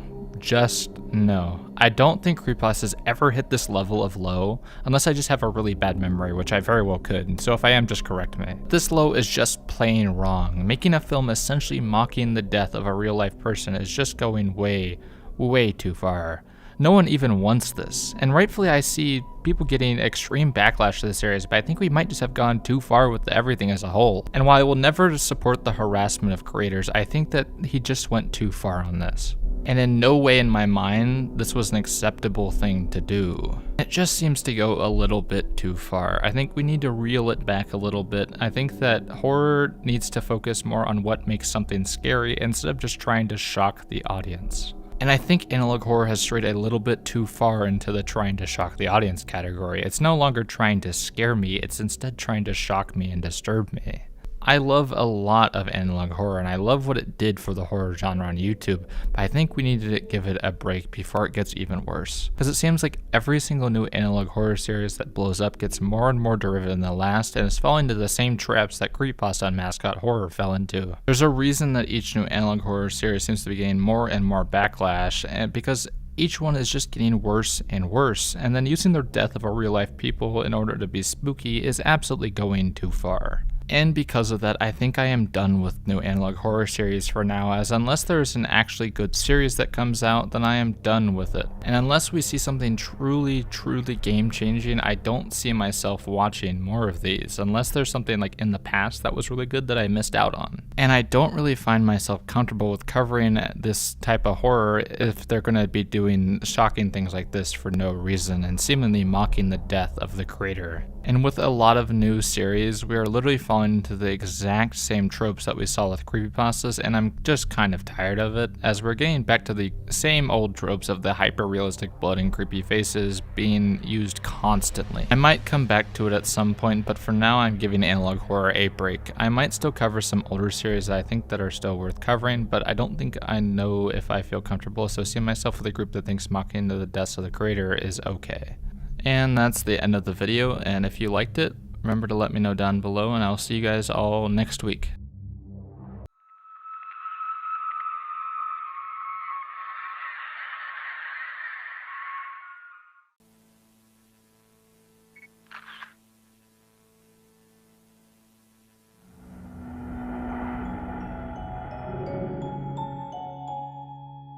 Every time that I think some form of horror is finally done, something comes out that seems to prove me entirely wrong about the genre and that there's still a lot of life within it. For example, with creepypastas it was digital horror, which has seemed to breathe an incredible amount of life back into the idea of creepypastas, with channels like Chainmail Chasers bringing life back to a bunch of these old stories. And the same seemingly happened with the Backrooms, wherein King Pixel uploaded his videos on the Backrooms, which seemed to revolutionize how horror could be presented on this platform, as he brought cinema level quality to the horrors of the Backrooms. And it seems like usually exactly as I'm about to discount the subgenre as a whole for becoming stale is when those game changers come swooping in to change the subgenre as a whole. Now you may be thinking, that's really big talk for what I'm going to be covering, so what they are covering must be really the biggest game changer for analog horror and the subgenre is completely saved. Well, unfortunately, I hate to burst your bubble, but no, it's not exactly a game changer in a way, but what I will say, it is most definitely a breath of fresh air compared to stuff like UrbanSpook and the SpongeBob analog horror series I covered in my last video on the subject. And I'm going to be completely honest when I said that I had lost almost all faith in analog horror, because I thought this was going to be another subgenre of horror that was going to fall completely flat with time, like many of the other ones before it. But leave it to Unknowingly to come in and change that completely, because this makes for a great installment that fixes a lot of the issues I have with analog horror as a whole. And while it hasn't completely restored my faith in analog horror, it has made me a little bit more optimistic of the future of the genre. And I want to explore the reasons why I think this episode works so well, but before diving headfirst into it, if you enjoyed this video, remember to like it and leave a comment with your thoughts on it down below. And if you're new here, make sure to hit that subscribe button so you don't miss any of my future uploads, and maybe hit that bell if you want to get notifications. Now let's get on with the main purpose of this video, which is...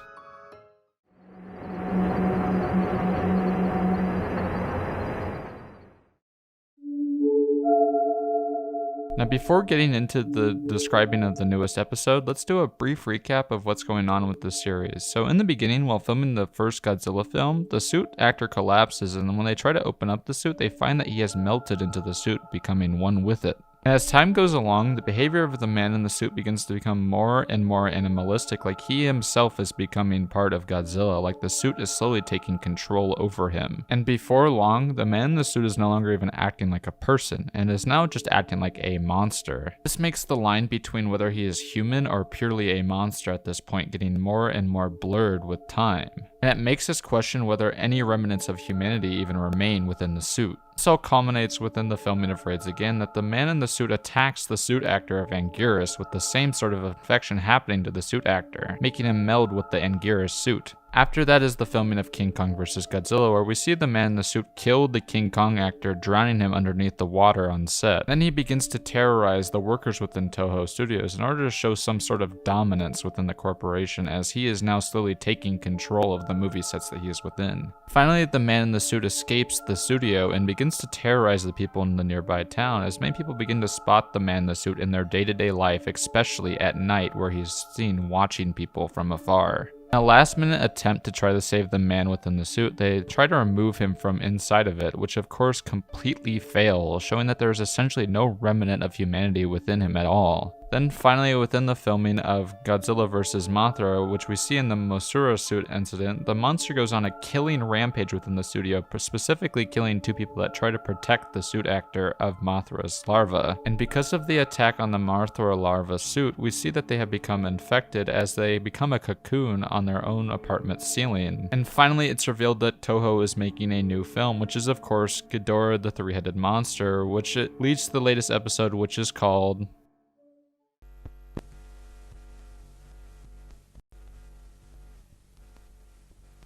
In the Ghidorah suit incident, we see that Toho is trying to make another Godzilla film, despite all the problems that many of the other films have caused for the people within it. But in this film, to get around the problems that other films have had with Godzilla mutating all the other suit actors, they try to make it so the suit head isn't connected to the actor, but instead just a puppet controlled by the others. And as a backup plan, they have a shotgun to take down the man in the suit in case it goes crazy once again, like in Godzilla Raids Again. Of course, once again, however, things go horribly wrong, but this time, unlike the last instance, instead of just biting the other suit actor to either kill them and infect them, it instead starts shooting out an extremely powerful acid that almost looks like blood. And after the man in the suit attacks the Ghidorah suit actor, it gets up and knocks out the power on set, where we can see our first animated sequence of the writer running around the dark hallways of the Toho Studios. And in the background, you can hear the roars of the man in the suit get closer and closer, like it's hunting the narrator like a predator. As you can hear it get closer and closer, you catch a quick glimpse of it before the narrator drops the camera and runs away. We then hear gunshots as it cuts to a picture of the man in the suit dead on the floor, blood spraying out of the bullet wound in his head. And you may be thinking it's actually finally over, but before you can actually think that, we see the face start to reform on the man in the suit, as it's revealed the gunshots will not in fact kill it due to its regenerative abilities. Then cuts to what I believe is the melted third head of Ghidorah regrowing, showing that Ghidorah is now also cursed in the same way as the man in the suit, before ending with a still image of Ghidorah laying flat.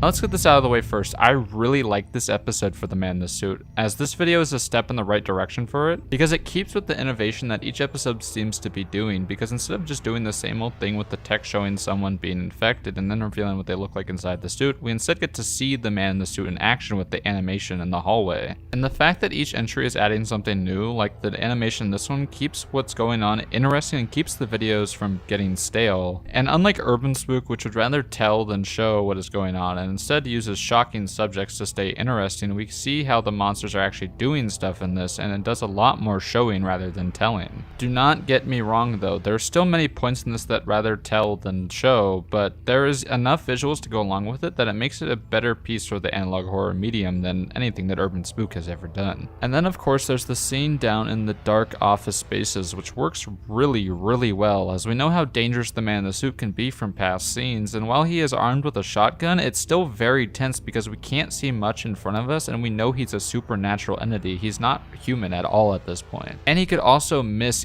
easily due to the extreme darkness, or it could also sneak up behind him, catching him off guard if it wanted to due to the extreme darkness of the area that he is exploring. And the fact that we can hear it get closer and closer really adds to the tension, as we don't know where it is exactly, but we know it's approaching him rapidly. And that makes the scene just so effective, as we don't know exactly where it is, but we know he's in extreme danger. And then the final touch to the scene really works for me, and it's the regrowing of the head, which was definitely inspired by Godzilla -1, as it shows that the suit itself is a living organism, not just being controlled by the mutated man inside anymore. This adds a level of body horror to it that we were missing before, and while it does make it a little over the top, it does so in a fun way that doesn't take me out of the fun and entertaining story. And then the story itself is much more engaging than a lot of the other analog horror series that I have seen, as instead of being something religious, serial killers, aliens, or some sort of cognito-hazard, this is instead focused on something small, something controlled, and way easier to cover up than all the other ones. And the fact that it's just a film set makes it a much more believable area, as if this were to actually happen, then the studio behind it, Toho, would really easily be able to get rid of all the evidence, because it's not like the public as a whole would know about it.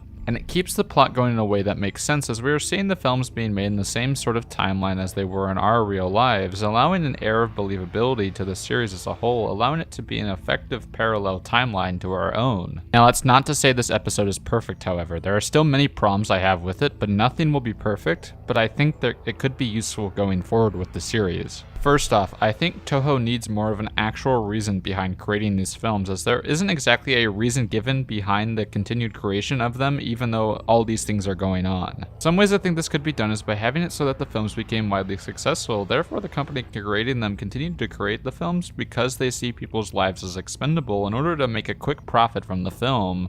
I think if they explored the greed of the corporation making the films, it would make the story much more believable than it is now. It would make sense why a film company would continue to create these films even though the people making the films are putting their lives at risk if there's a profit incentive behind it.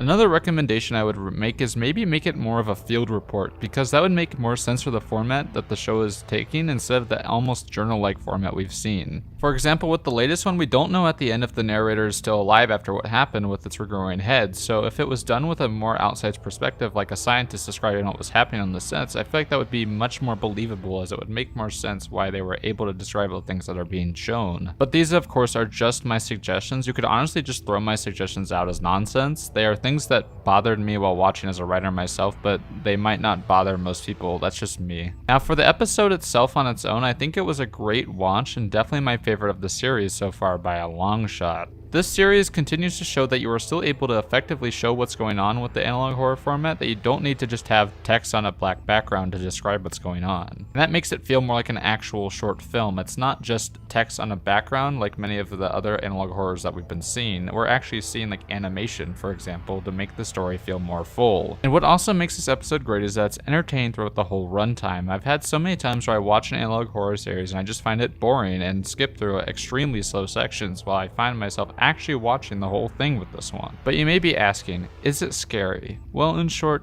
no. I don't think it's scary whatsoever, but is that a bad thing? Also no. You can make horror just entertaining as well, which this was. I think people put way too much effort on trying to scare the viewer anymore, and forgot that their ultimate goal is to try and entertain the person watching. That's the problem I had specifically with the Bulletin one, because while I found the monster design to be creepy and effective, the story itself was just so boring and uninteresting to me.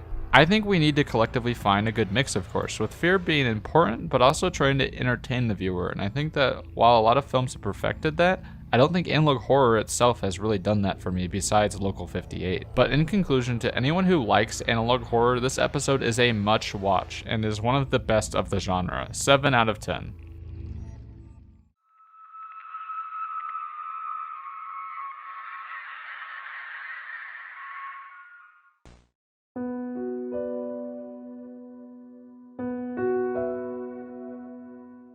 Hello everyone. Before beginning, I want to say I'm not an inherently negative person, and I don't want to give off the impression that I dislike everything, but man, do some things seem to test my patience while I'm watching them. And this new analog horror series that stars Batman by Siltrix happens to be one of those series that have tested my patience the most as of recent, as it seems to accentuate all the problems I've had with analog horror for a while now. And while I thought series like UrbanSpook were bad because of the shocking content with absolutely no substance, and 606-2006 was bad to the usage of real people, and the Boiled one was middle of the road due to the lack of cohesive story compared to the good monster design, I still think they all had some good things going for them, with UrbanSpook and the Bulletin one especially both having amazing artwork to go along with it. However, this series was just straight up bad in almost every single way. And I do not say that lightly, as I always try to give something positive about each series, but I was not able to find quite literally anything positive about it. And the reason this has me so worried is I've been seeing a lot of horror reaction channels propping this series up as the next big thing within analog horror and as the scariest series we're going to see in a while. And in order to explain why I think this doesn't work, I'm going to go episode by episode explaining why I think each one of these goes wrong.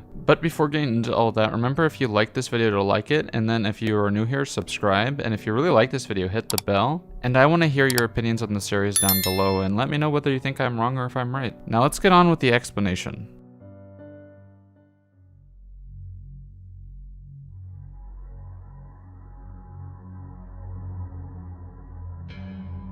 The first episode, which is called The Bat Incident, tells of Arkham Asylum being put on lockdown due to the Batman going on a killing massacre within the facility. It then describes the deaths of Killer Croc, the Man-Bat, and Poison Ivy, who were all patients at the Arkham Asylum. It then shows an artist's rendition of Batman, which very clearly is just to give off a creepy vibe to the story that is being described. Then we start to see graphic depictions of how Batman murdered all 3 patients, with the only patient, which is called Patient Zero, surviving the attack from Batman. However, because of being left alive, the man goes even crazier and draws this rendition of the Batman. Next, we see a message from Police Commissioner Jim Gordon describing why he thinks the Batman is Bruce Wayne as he talks about the murders of Bruce's parents. However, it's shown that Bruce has taken control over the video at the end as he calls everything that Jim said lies. Then in the next video called GCPD Instructional Presentation, we see a presentation from the Gotham City Police Department talking about how Batman has been stealing kids and to keep an eye out for the Batman. Then the video after that is called The Truth, describing how Bruce has slowly gone insane and that he is actually taking some sort of drug that's caused him to lose his mind, as we hear an audio recording from Bruce. And in the audio, we start to hear what sounds like ramblings of a madman as he starts to describe himself as the judge, the jury, and the executioner.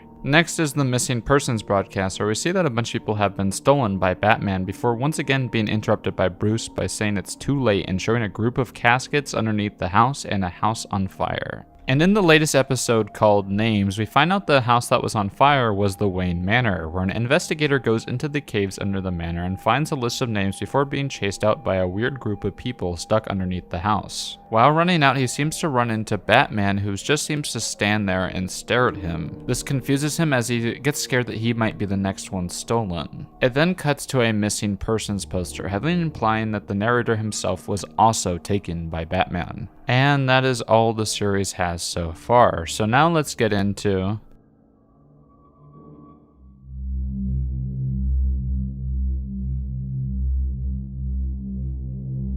I truly mean this when I say I try to stay as positive as I can, but when I say that I was not having a good time while watching this series, I truly mean it. This series was definitely a slog for me to get through, so seeing all the people praising it just baffles me beyond belief. I've seen many analog horror series over the years and have read many creepypastas as well, and this one felt like you could have placed it on the creepypasta wiki back in the day and it would have fit just right in. And I don't mean that in the positive light, I mean that in like the sense that it uses all the same tropes and scare tactics that a lot of the old bad creepypastas used to use. And also falls into a lot of the bad writing traps that creepypastas also found themselves falling into. Now, to get into why I dislike it, I think I need to go episode by episode of what stood out to me as just being so wrong with it. So first, there's the Bat Incident. With the Bat Incident, we get introduced to this new horrifying version of Batman going on a killing spree within Arkham Asylum, and the very first thing that stood out to me was the editing of the shorts.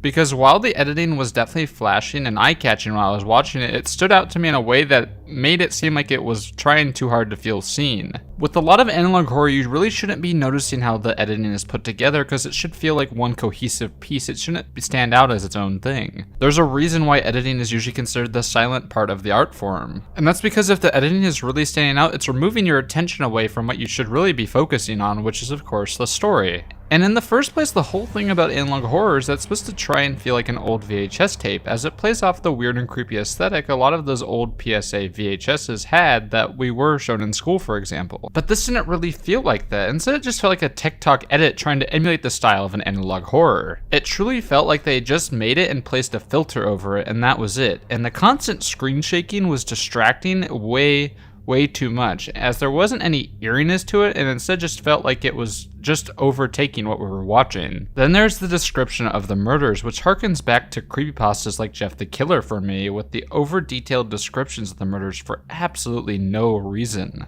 Once again, Just like I said with Urban Spook, this series tries from the very first episode to try and scare with shock value, but it shows way too much to actually be scary. Extremely graphic descriptions of violence can be scary, but graphic descriptions are only really a scare if we care about the characters that are being shown, otherwise less is generally more when it comes to horror. This is especially true for analog horror, which is usually made for a super low budget where you can't really show anything off that will scare the audience with what you are given. So generally leaving more up to the audience's imagination will really benefit the creation, and they don't really do this at all within this short. Let's sense this decide to go with the extremely graphic depictions route. If we cared about what was being described in that way, we might actually care about what we were seeing and be a little bit frightened. But to start the very first episode off that way causes the series to fall completely flat for me. And then we get the depictions of Batman, which also completely fell within the kind of stretched out face we have seen 1,000 times since the Mandela Catalogue came out, with this face being particularly atrocious. I quite literally laughed out loud when the face was shown on screen, as it looked exactly like that photo of Germa that has been shared 1,000 times but with a Batman costume on. It was made even more laughable for me with the usage of what sounded like Pokemon music, which completely took me out of the story all the way.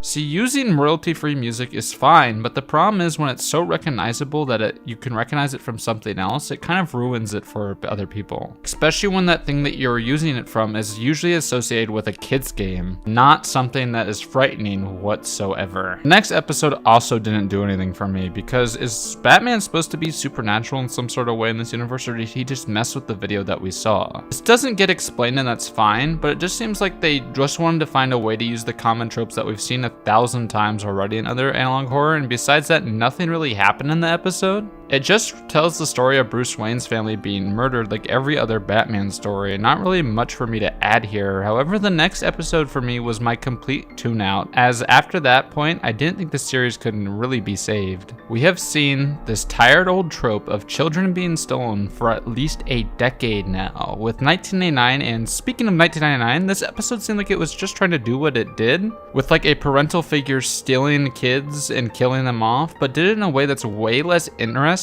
which made it fall completely apart for me. How many times are we going to see this trope of the crazed man stealing children, especially in poorly written and badly put together stories? It falls into the same camp that I put Urban Spook in. It seems like the creator is just trying to make something that will shock the viewer, but their writing is so poor and full of tropes that it completely comes across as over the top and ridiculous, but caused me to almost give up on the series completely. Then with the truth, I've never seen a more unneeded and unnecessary episode of an analog horror series than this. If this had been completely removed, what we would have lost was almost nothing. This episode doesn't bring anything new to the table and covers the exact same things that the Jim Gordon audio logs already covered earlier. I don't really get what the creator was trying to do here, but it was already shown it was Bruce. What does this episode add? We get the monologue, but it doesn't really do anything. It's just another whispery text-to-speech bot talking about their plans, which we've already seen played out before. It's not frightening, and frankly, it's just boring and does absolutely nothing for me whatsoever, and I think above everything, being boring is one of the worst things a film can do. I would rather a series be so bad it's good that it's at least entertaining with how bad it is, but that isn't even funny. It's just super boring with absolutely nothing being added.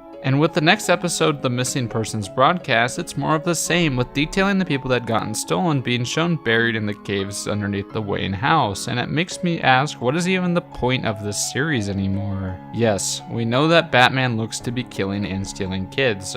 Okay, but what else? It's been stuck on this plot for 3 episodes, but it's not explaining anything, it's just meandering there. Nothing new is presented in this episode besides the mansion being set on fire, but it's just frankly annoying how completely stagnant this series is. With each episode we seem to get more of the same information we have known for episodes now, but before revealing one little piece of the story, but that piece doesn't really change much, it doesn't reveal a reason or a piece for solving the mystery, it's just more of the same old shit. With each episode, we seem to get more of the same information we have known for episodes now, before revealing one little piece of the story, but that piece doesn't really change much. It doesn't reveal a piece to the mystery or a reason. Instead, it's just the same old shit we've seen for the past 3 episodes. And once again, Names does the exact same thing, with the only new piece of information that is shown is that there's missing kids being kept in the cave, but once again, no reasoning is given. It's just the same as the rest of the the series. The kids being down there is just supposed to be shocking and creepy, but it doesn't really give a reasoning or explain why they're down there. It's just, oh, there's kids down there. And the story is just the same old tired tropes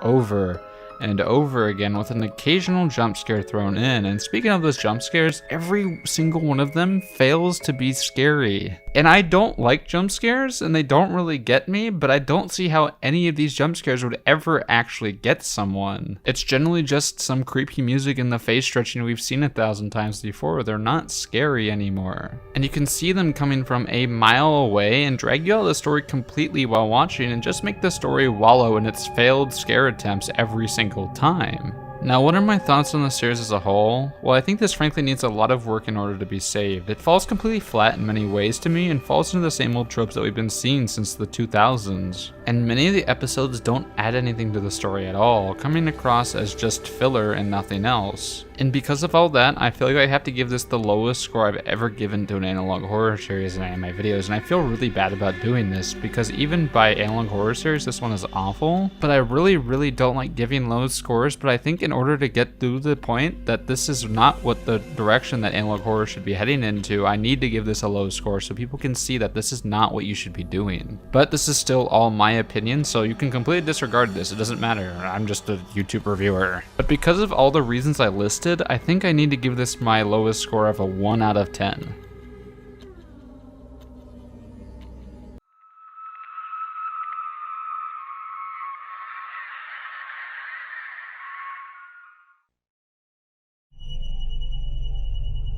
Over the past few months, I've been covering a lot of analog horror series, some bad, some good, and people have been asking me what I think are some things that make a series good and what makes one bad. Well, in this video, we will be exploring why I think some work and some don't, and this will be primarily split into 4 categories, that being a unique story, interesting visuals, and sticking to realism, and avoiding falling into shock horror, with of course a deeper dive into what I mean by each section. Some stories so far have been able to do this way better than others. For example, almost all of Kane Pixel's work have been able to hold their own compared to almost every other analog horror series and are wholly his own unique creations. And in contrast, stories like UrbanSpook fail at following these guidelines, falling heavily into shock horror and uninteresting visuals to the point of becoming monotonous and unwatchable for the majority of its time. Now, you might be saying that this is just advice that writers need for most work, and yes, that is true for most writers, but I also will be exploring it in the vein that makes sense for analog horror specifically, with extremely specific suggestions that deal with the subject matter. And if you're able to follow the things that I listed in the guidelines, then it should overall make your story much more watchable. But before getting into the reasoning behind a lot of it, make sure if you enjoyed this video to like and subscribe to the channel, and if you really like it, to click the bell notification.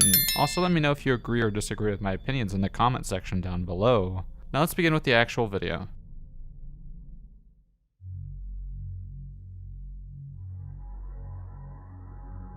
Having a unique story is wholly important for what makes an analog horror story actually work, as is a lot of media. Because if you don't have a unique story, what truly is the point to watching your creation? So what makes a story unique instead of a copycat of another? Well, first off, there's not taking your core central idea from others. No one wants to see a story that is completely derivative of the ones before it. This generally means avoiding things like cliches such as hyper-realistic blood, using real-life people if you aren't skilled enough to be respectful, the only scares being jump scares, and the most obnoxious one being, this is what they saw. One of the ones that wholly avoided falling into the trappings of the genre was the Backrooms by Kane Pixels. It has a unique story because even though the Backrooms themselves have been done before in story form, he made a unique creature and made organizations to investigate and explore this already created idea. The story gave a unique edge to the Backrooms series that others didn't, while also showing an analog horror in a completely different way, by not following into the police tapes or PSAs that are so common within the subgenre, and instead focusing on bringing a found footage approach to it and a conspiracy angle. And that leads to why I had so many problems with the Batman analog horror. It falls into so many of the trappings of the genre by using tropes we have seen 1,000 times, such as the crazed person stealing kids, the scares being over-the-top jump scares, and this is the picture. That phrase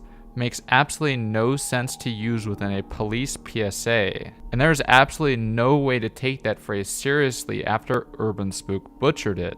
there's a reason why it's been memed on so bad. It's not frightening at all and is frankly laughable every single time it pops up. And you might say, well, even stuff like the oldest view isn't fully original. We've seen the statue that only moves when you look away with it, with stuff like the Weeping Angels in Doctor Who, and yes, I'll give you that. Coming up with something that is 100% original is extremely difficult, if not impossible, as everything has been done before. The way you can convey something can be wholly unique in the way that you put it together. As brought up with the oldest view, yes, the idea of an evil statue is not an original idea and has been done before, but the idea of an evil statue in a mall, completely underground in the middle of the woods somewhere, is. The idea of a monster that mimics people is also not original, but the idea of a demon taking the appearance of the angel Gabriel and getting people to commit not living is an original idea through and through. Another idea that's technically been done before is Greylock, with a mysterious place changing people when they return from it, but what makes Greylock different is the forms it turns people into, and also adding a level of mystery to what could possibly be within the mountain. That's a sign of great storytelling, that they're able to make an idea that seems tired and unoriginal completely unique and into something incredible. The excuse of everything being done before is just that, an excuse. You can come up with an original and unique idea while using elements of things that have been done before. You just have to make it your own.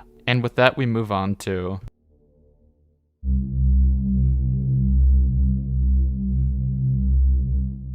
Being visually distinct is also extremely important when it comes to analog horror, as that might be what sets you apart from other people. And if you are able to create intriguing visuals, then that will keep your audience captivated more than without them, as the majority of analog horror is portrayed through what we are seeing visually. It's the majority of the medium, unlike many others. And sound design is also still extremely important, but compared to most other forms of horror, visuals are most definitely the key to success within analog horror. And this also means avoiding the tropes that come along with it, such as the text on a blank screen, stretched out faces, and hyper-realistic eyes and blood. These should be avoided while also making sure every single one of the visuals is able to push the story forward. After the Mandela Catalogue and the Smile tapes, every single one of these analog horror series seemed to try and do their own version of the Gabriel scare, and it's just gone to the point where it's not frightening anymore.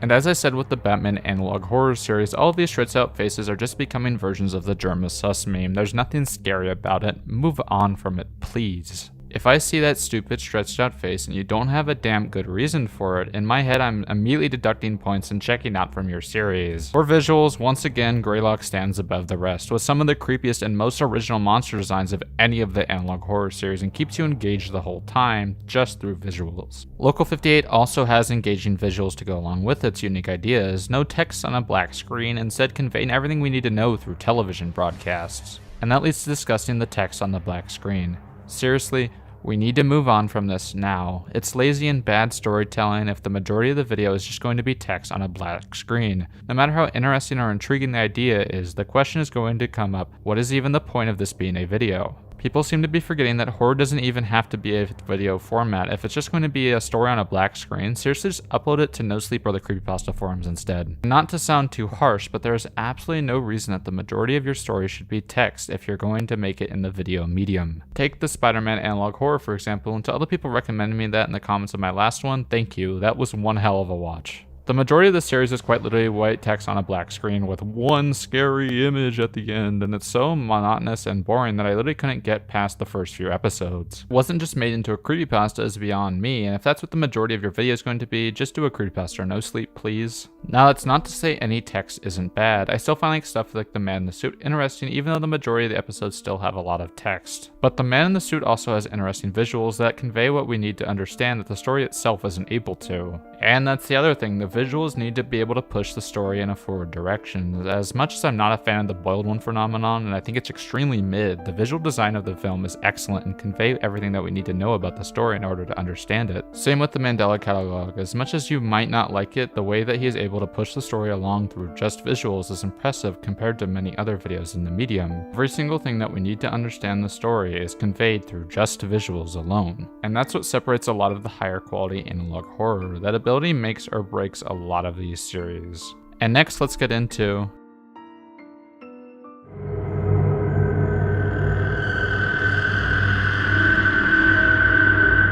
Now you might immediately get defensive and start bringing up stuff like, aren't most of these stories about aliens and religious monsters? Well, yes, but that's not what I mean by sticking to realism. And what I mean by sticking to realism is that the way that the story is being portrayed, there has to be a level of believability to the method that is decided. An example of this would be the truth from the Batman analog horror series. Why on earth would there be a film with the majority of it being text and then a random audio log at the end, especially when it's supposed to be set in 1962, when VHS tapes weren't even invented yet, and film was extremely expensive when there could have just been an audio file. You might think this seems nitpicky, but when trying to make your audience believe in what they are seeing, even if you are showing it is completely impossible, you need to think about every single detail about the way you are conveying it. If they're going to include VHS tapes in the 1960s, you need to explain that this world is different from the one that we have now. That's what separates good writers and ones that need to hone their craft. Attention to detail. You need to pay attention to every little detail to make your story work as well as it does. For example, with Greylock, it seems to be set in the early 1990s, when VHS tapes were extremely common, when the majority of groups would be making things like PSAs and government issues alerts would be made on VHS. Because it was cheaper and easier to put together, it just makes sense. Then it also needs to stick what would make sense for VHS tapes. People wouldn't be just showing text on a VHS tape, especially with the home video style of recording. There needs to be reasoning for the tape to be created in the first place. Without reasoning, it doesn't make sense for it to be made. This is where UrbanSpook flounders, as there is no reason for the creation of the UrbanSpook videotape. And this is where Piggy Soda excels, as instead of just doing what a lot of other analog horror videos do, where they don't think about stuff like that, it sticks extremely with the home video style, adding a level of believability to it that the other ones don't have. And you need to make sure that your audience is able to fall into the world that you are creating, and with the creation of that world, you need to make sure that it makes sense to people from ours. And up next is, of course,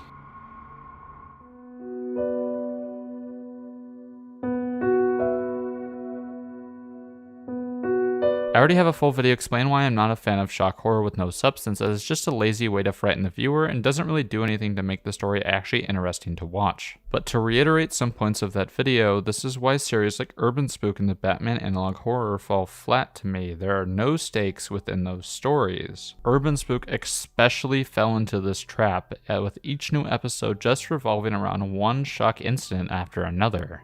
That is not interesting if you don't care about what's going on, because there are absolutely no stakes within the story. We don't care about what happens to these characters. We know they're going to be dead by the end of the episode, and if there's no one to absolutely care about within the narrative, then why bother? Now, that isn't to say shocking subjects can't be scary. That would be false. You can use shock horror in your story, but you have to do it well.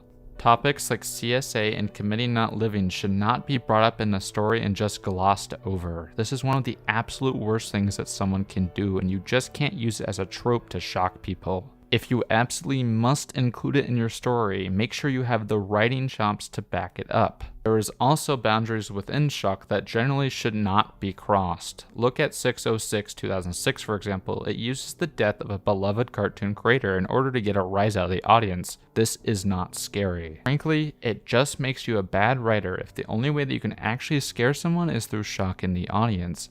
This does not mean you can't use real-life people, however. Look at the Monument mythos, for example. In the Monuments mythos, even with the real-life people that are portrayed as villains, it makes sure to create a separation between the real-life people and the fictional portrayal of them in the story. Creating this separation allows the audience to feel more like this isn't actually the person, and makes it not come off as directly slanderous for the person that is actually covering, as you know it is just fiction. And finally,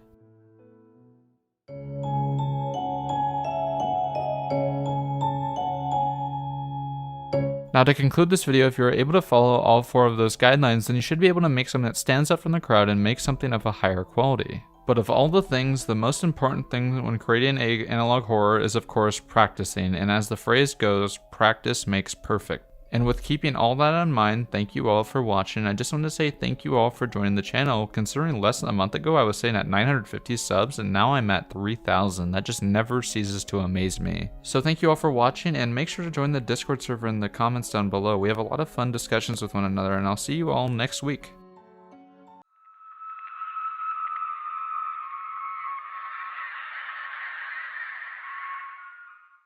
The Mandela Catalogue has always been somewhat of a mixed bag for me. Yes, I know that take on it might be shocking, but let me explain myself before you grab your pitchforks on my opinion. I really liked the Mandela Catalogue early on, with Volume 1, Overthrown, Intruder Alert, The Mad Principle, and Exhibition really playing off the fears that come along with the analog horror medium almost perfectly, and the concept behind it being extremely unique at the time. See, the Mandela Catalogue follows a group of demons called alternates that mimic human beings in order to get them to commit leaving life and then taking over their position within society to get others to do the same thing, essentially making a vicious cycle of mimics taking over people's lives. They are all led by what appears to be the angel Gabriel, who appears in the New Testament of the Bible originally as the messenger to tell people that Jesus was going to be born. However, instead of that, he tells everyone that he knows what they fear the most. And they would also steal people's children in order to increase their chances of committing leaving life. This happens to Lynn Murray, whose husband, Jude, we'll get to know later. And with the first few episodes of the show, it really followed the less is more approach to the horror that we are seeing, leaving us to create the real horror that the visuals weren't able to fully show within our own heads instead.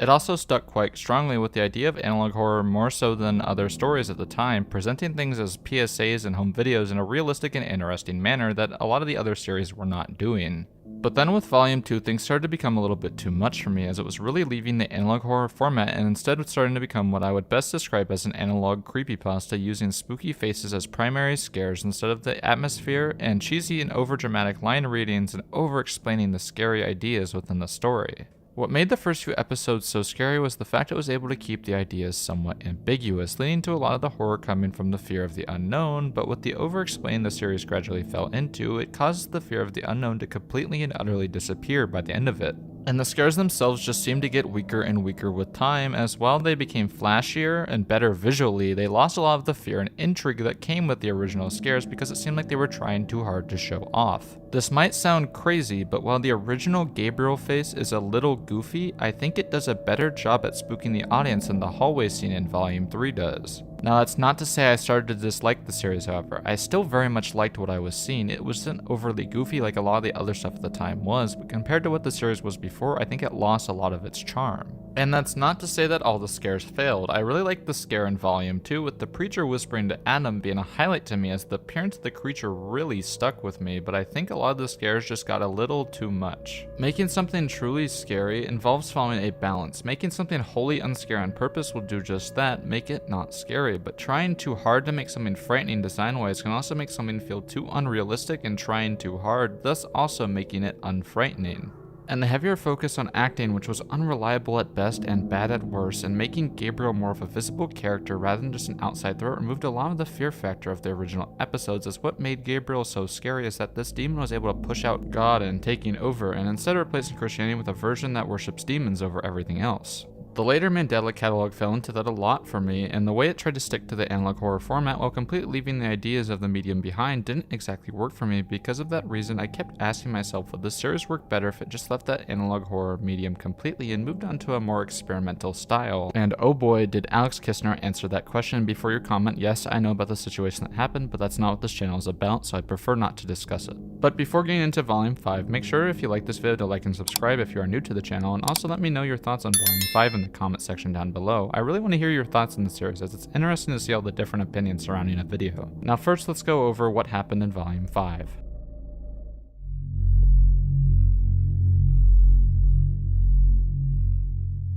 In Volume 5, it opens with a phone call from Volume 3, playing from a hanging telephone before showing a photo of a mother and her child. It then shows a body which seems to be, before revealing on the mailbox that says Murray, implying that the dead body is Lynn Murray, the mother of the stolen child in Intruder Alert. Next, a police report is shown of a car driving between Mandela County and Yonder County, as well as a quick photo of the driver, and explaining that after 11 days the car never returned, implying that the person might have been taken over by an alternate. Next, a report by a police agent named Booker captures photos near someone's house of alternates, with one mainly looking at the creature from the restored version of Volume 1, which has been named by the fanbase as N. Then a commercial for Midwestern Relocation Services is shown, with the note showing instructions for a safe house. From there we meet Jude Murray, the husband of the lady who was implied to be dead at the very beginning. He seems to have locked himself inside the safe house, stuck in Mandela County, as he tries to survive being tormented by the alternates. Next, a commercial for Timoril is shown, a drug that alleviates fear but comes with many negative side effects. Next, a 3D cartoon is shown where a shepherd asks Gabriel for forgiveness after the death of one of his lamb, which Gabriel replies with, before bringing the lamb back from the dead. He then speaks with a doctor where when asked about his son, he lies and says all is good and avoids telling the doctor about what actually happened. We then see the triangle safe house as time ticks down and a weird shadow creature appears, presumably an alternate.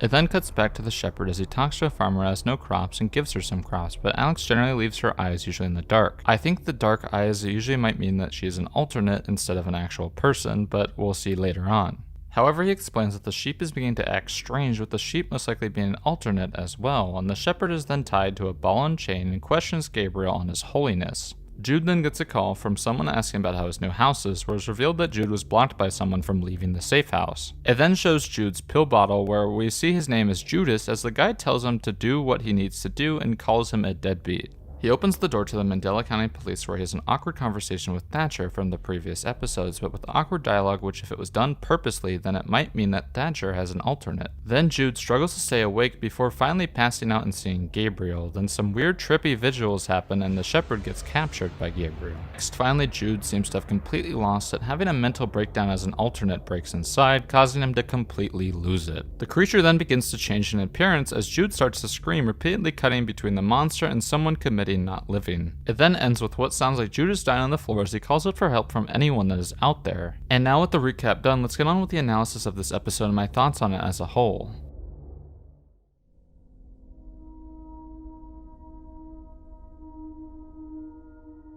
Well, I have quite a bit I would like to say about this, as I think it was honestly a complete step in the right direction for the series, as it finally left the analog horror medium and took a more experimental approach to the horror that we are seeing. There isn't really much of a narrative here to latch on to, instead feeling a bunch of short little vignettes and just how evil the alternates have become with time, and I think this actually ends up adding to the story as it makes the video seem like one long nightmare rather than a conventional narrative. We only see things that add to the atmosphere and leaves along the story that is there up to the interpretation of the audience rather than the over-explain that was happening in the past few episodes. And it really didn't feel like you had to understand all the lore of the past few episodes in order to truly enjoy this one, which was nice as the past few episodes seem to have fallen into needing to understand each and every single concept that was shown in order to actually enjoy it. This episode actually works on its own despite its own cryptic and experimental presentation and makes it worth the watch.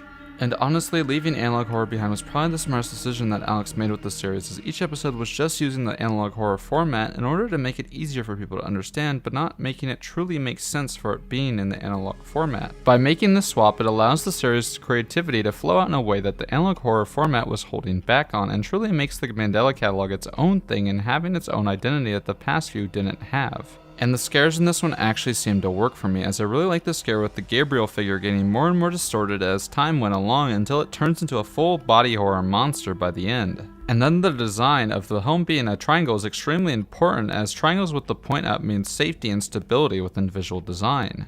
And then the alternate that breaks into the house really worked for me, as it seemed to be a living embodiment of the fear that the alternate causes, not really interrupting what was happening but instead slowly watching and methodically creeping out its target to the point of insanity. And with it breaking into the home, it makes it much more scary with the triangle design, as a spot that is supposed to be safe has now been breached by the alternate. And with every moment that the creature follows Jude, his sanity seems to fall more and more, which leads me to think that the creature ended up infecting Jude with MAD, a disease within the story that the alternates cause, where the person it speaks to slowly goes insane from what the alternate tells them. I also really like the reveal of Jude's full name being Judas, as while in the Bible Judas was the one who portrayed Jesus, this story so far has been twisting the ideas from the Bible completely on its head. Like in the Bible, Gabriel is an angel, one of many who helps keep the kingdom of heaven together, while in this story, Gabriel seems to be a demon hell-bent on taking over Earth and replacing everyone with alternates. Next, I also think there's two possibilities when it comes to the weird behavior of Thatcher, with the first route being this version of Thatcher we see is most definitely an alternate, as the awkward, almost stilting acting of Thatcher just doesn't feel right. It all just feels off, like he is no longer human, which leads me to believe that he is in fact not a human and is in fact an alternate. And this would mean really bad things, as that means that Thatcher would have been killed by the alternates at this point if there's an alternate of him already, or they're about to kill him as there's an alternate that is coming out to replace him. Or on second hand, maybe Thatcher is a human but is perceived as being off and inhuman, as we might be seeing things from the perspective of Jude, as he seems to be infected with MAD, which makes him perceive everyone as alternates and not as human, which is why he thinks Thatcher seems off. And with that in mind, it would explain why each and every single human within this episode behaved just so strange. It's not the people, but rather how Jude is perceiving them. We don't truly know if Jude is a reliable narrator, as we could be seeing everything from his perspective from what we know, and by the end of it we can tell Jude is close to the point of no return, as the alternates are driving him completely insane. So how can we truly trust everything that we see in this, as it could all just be unreliable narration from our protagonist? But hell, I could be completely wrong. I don't know, but I lean towards that it might just be him going insane, or it could just all be bad acting, and both theories are completely wrong. Who knows? And that's one of the reasons I'm not going after the acting here, because while I think a lot of the acting here is quite stilted, it might truly be on purpose, as it makes sense for there to be awkward stilted acting, as it makes them seem unhuman, gives them an off feeling. Now, do I think this episode is perfect? No, I think there's still quite a few flaws here. For example, every single shot here seems to go on a minute too long, and while at first it adds to the creepy atmosphere of the story, by the midpoint I found my interest waning in what I was seeing. For example, a lot of the dark shots just went on for too long, and a lot of the scenes were just way too longer than they needed to be, and while I have covered series in the past that spend way too little time on what we were seeing, this one spent almost too much time on the horrors of it. And a lot of things didn't really transition well into one another, instead feeling like we were being dragged from one set piece to the next by force, rather than making the scene switch-ups feel natural. Between the intro, the side plot of the shepherd, and the main plot with Jude, it just all felt like a little bit too much for me, as it was a bit hard to keep track of where exactly we were in each section. I think this series needs to find a little bit of balance between too much and too little, but overall this is definitely a step in the right direction for the series because of all the reasons I gave earlier, and I think this episode deserves an 8 out of 10.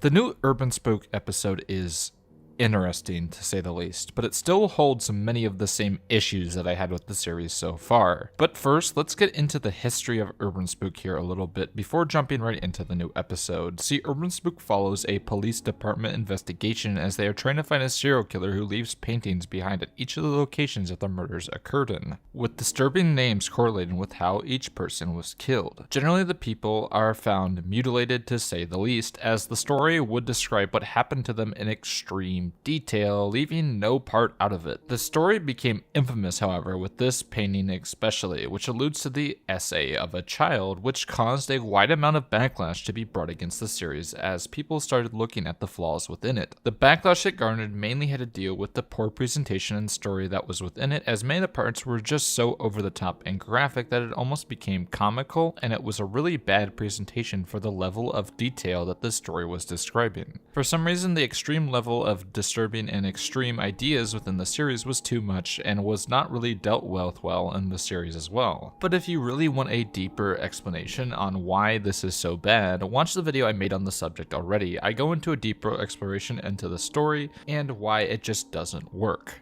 It also became one of the huge proponents of the anti-shock horror wave, as many people disliked the series for its poor handling of sensitive and extremely shocking subjects, which I wholeheartedly agreed with on its original episodes. One of the first things that you learn as a writer is that you really don't touch super sensitive and dark subject matter unless you know how to do it properly, and the original UrbanSpook episodes did not do. And I will get to later whether I think this new episode was able to do it or not, because I have a lot of thoughts on it. It's very complicated, more so than the other episodes so far. And the story itself was written in a way that was so edgy and over the top that you couldn't take it seriously, but it was discussing extremely realistic and disturbing subject matter in an exploitative way. And while opinions on UrbanSpook's work may vary very much by person to person by what they are able to deal with, I found myself in the latter category, as I thought the presentation combined with the story made it one of the poorest analog horror series on the platform, as I didn't really find the story intriguing whatsoever, and while the paintings were creepy, they only had so much of an effect, which grew more and more tiring with each episode. And what really didn't help was the creator had a strong reaction to any criticism that was thrown his way, having meltdowns on Twitter and making edgy jokes that literally no one found funny. But I still tried to give this episode a chance, separating the art from the artist, you know. So let's see how that went.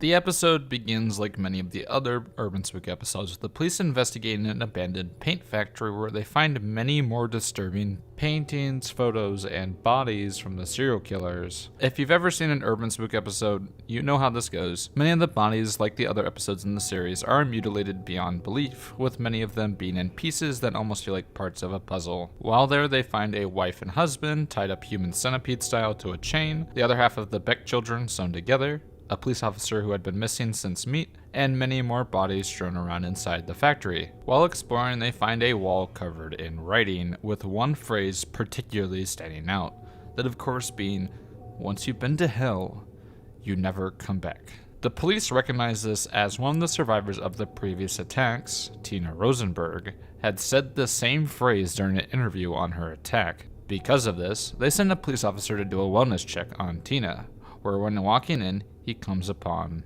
this.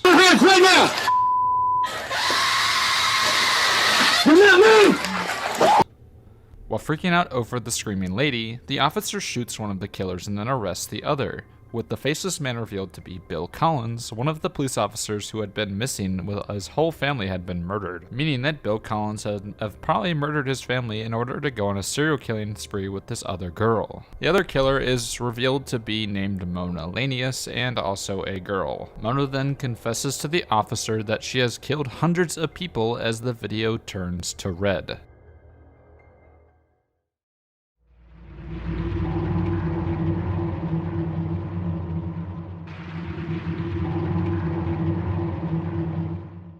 So my thoughts on this one may surprise you guys quite a bit because I really hated the original Urban Spook episodes, but I think this one is okay. But it's just okay. Some parts of this definitely work much better than others, with the body cam section being the standout by far.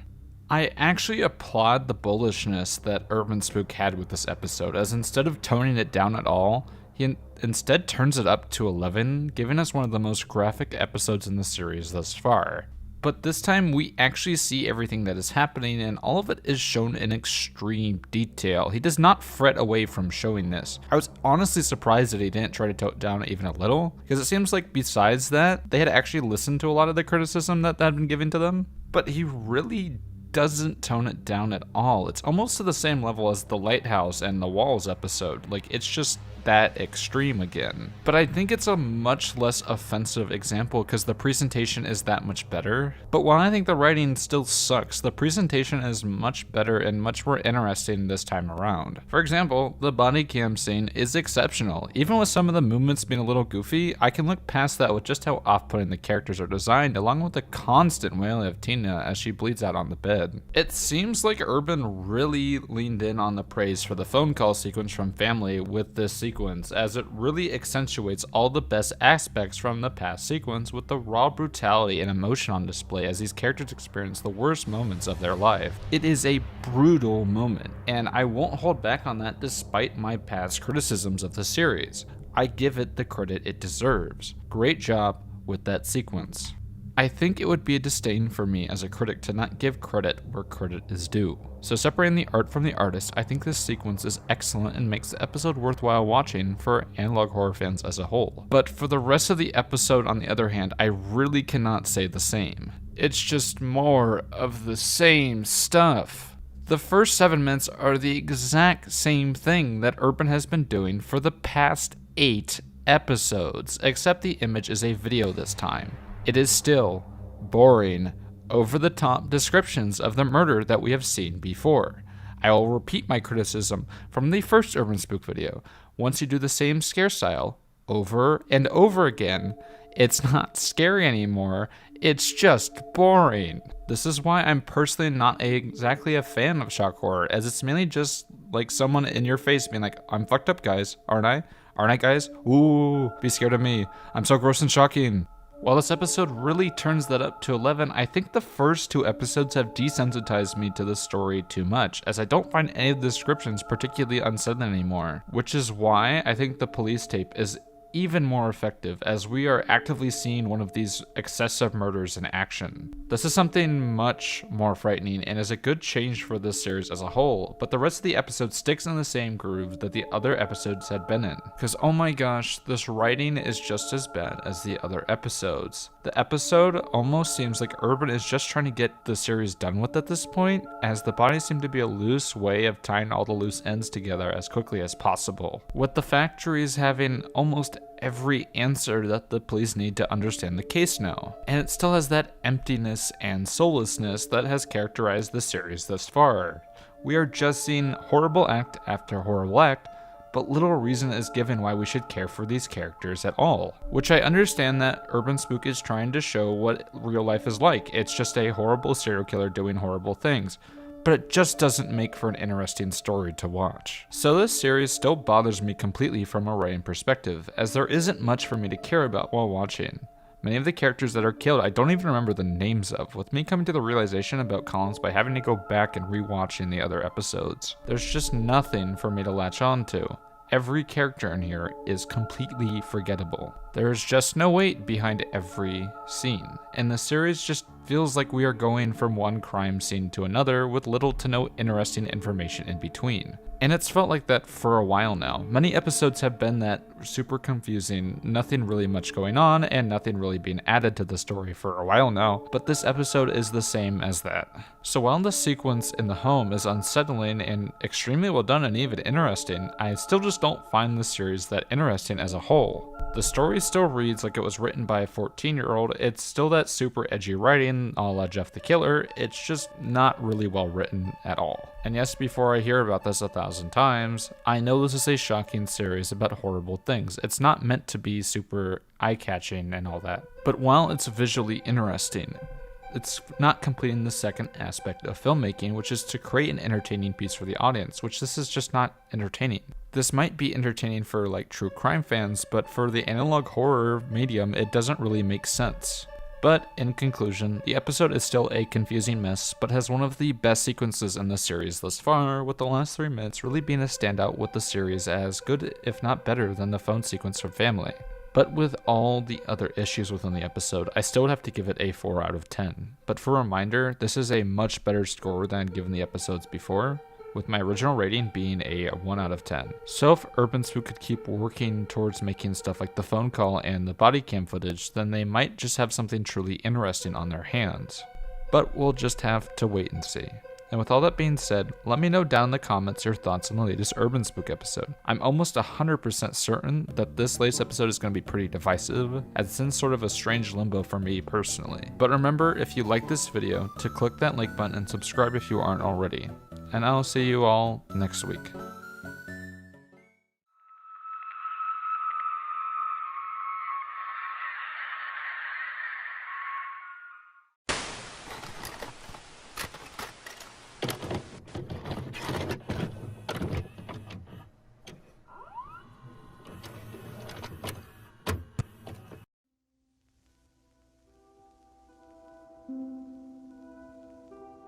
Minecraft, the most popular game of all time, and obviously needs no introduction. Every single person should have at least heard of Minecraft, and while it's seen as a kid-friendly game, it's always been heavily influential to online urban legends and creepypastas, and honestly it truly makes sense. Early Minecraft is a very different game than it is now, with the game having an empty, almost unnatural feeling that modern Minecraft really doesn't have.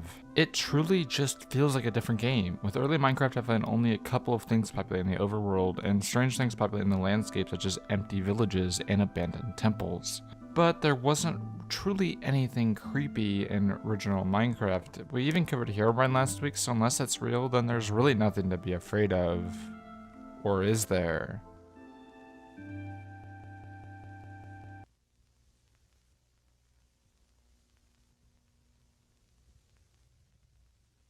While searching for some new analog horror videos to cover, this video called Anti-Piracy by Volux got sent to me by one of my friends, and I was honestly surprised to see that no one had covered it yet, so I gave it a watch. The video begins like every playthrough of Minecraft should, with the player picking a world and immediately breaking down a tree and beginning to mine. However, just as the screen begins to go fully black, they are then booted from the game, returning back to the world. Upon returning back to the world, we see a list of unknown commands, and then unknown player says to ignore the warning and then says that it sees our player. When they reply, the unknown person says it's at their window and to not get up and continue playing. However, when they continue playing, the music cuts out and then starts to play in reverse, so they quickly try to quit to no avail when the unknown player begins to mock them. They then find a sign asking if they wanted to play, when in the distance a figure appears and rapidly approaches them before disappearing just as quickly as it arrived. The screen is is then overwhelmed by the question, "So play?" before a face appears and the screen cuts to black, before transporting the player into a super flat world with just a tree and a sign that says "Build." To try and appease the entity, they then build a small wooden shack when out of nowhere another small wooden shack appears, which they decide to go inside to explore. And upon entering, they are surrounded by knocking noises where on top of a furnace, a sign reads "Climb in" before a singular frame of a distorted face is shown. Before a new sign appears with the door now gone, reading "I died here." And then after a while of trying to break out but not being able to, another sign appears saying, "Don't you think it would be a nice place to die?" This causes the player to struggle even more, but then upon looking back, a doorway has reappeared, and another sign lies directly ahead which reads, "Why would you leave? It's beautiful here." This confuses the player, and then the same figure appears, this time filling up the whole sky, before once again disappearing with a new sign. And upon approaching it, it reads, "You've been so focused on the screen." The player then finds another sign saying "Turn around" before the character goes still and cuts to black. The player is then kicked from the world with the final message reading, "Expired."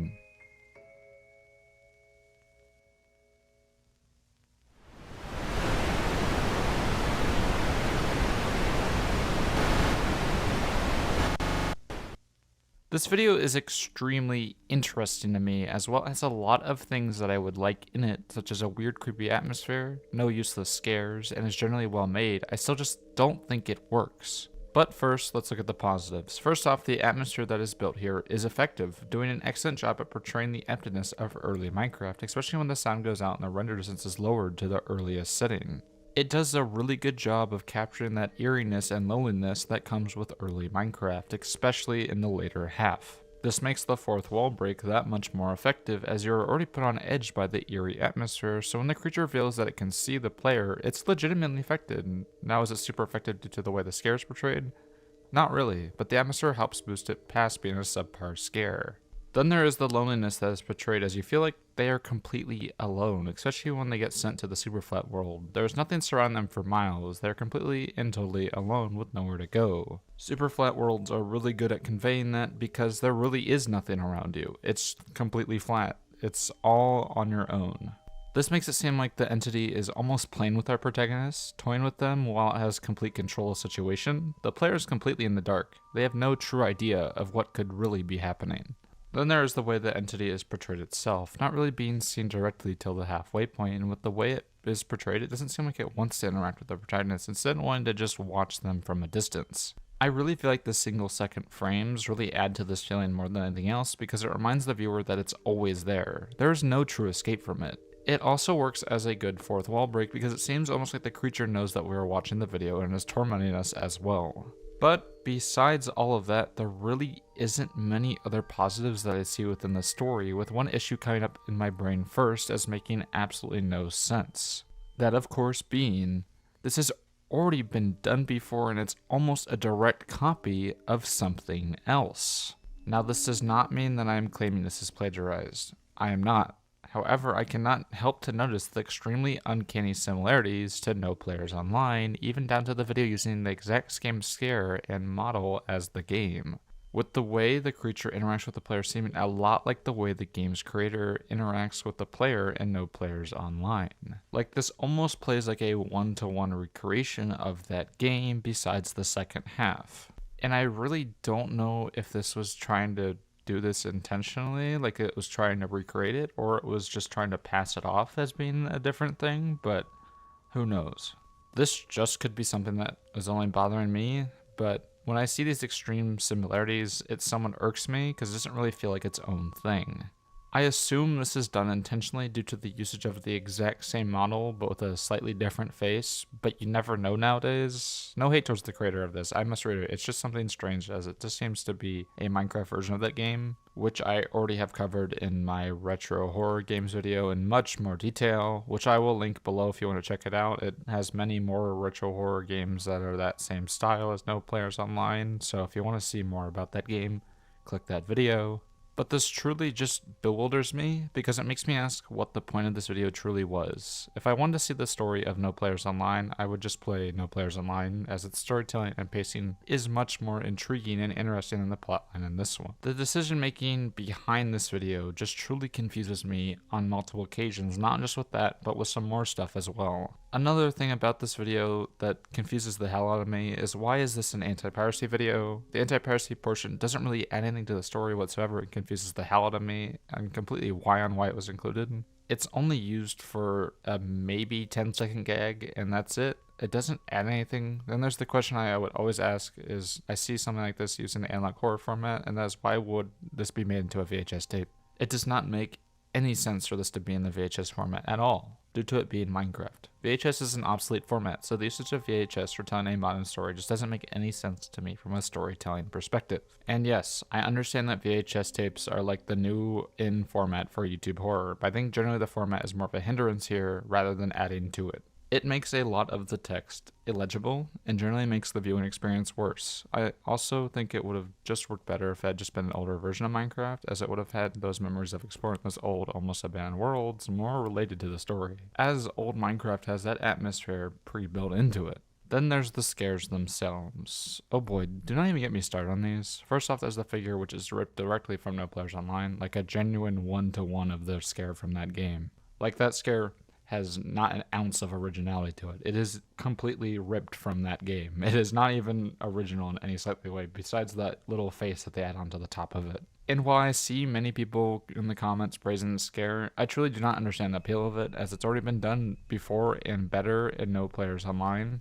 Then there's the watching the player scare, which I think actually works not on its own, but because of the atmosphere and the world building surrounding it. If it didn't have that subtle frame scares and the signs changing depending on where you're looking, I think it wouldn't work. But since it does, it's fine. However, it does the age-old cliche that I've been talking about for seemingly months now. That, of course, being the music begins to play in reverse to symbolize that things are off. I am so tired of this trope, especially since the video shows literally seconds later that the atmosphere is much creepier with pure silence and only the game noises in the background. The backwards music is not needed and is completely unnecessary. Why was it added? Then there's the final scare with the creature appearing in the sky, which, while I think would work for people in the younger age demographic, which this video I believe is intended for, it just doesn't work for me personally, so I won't get onto it too much.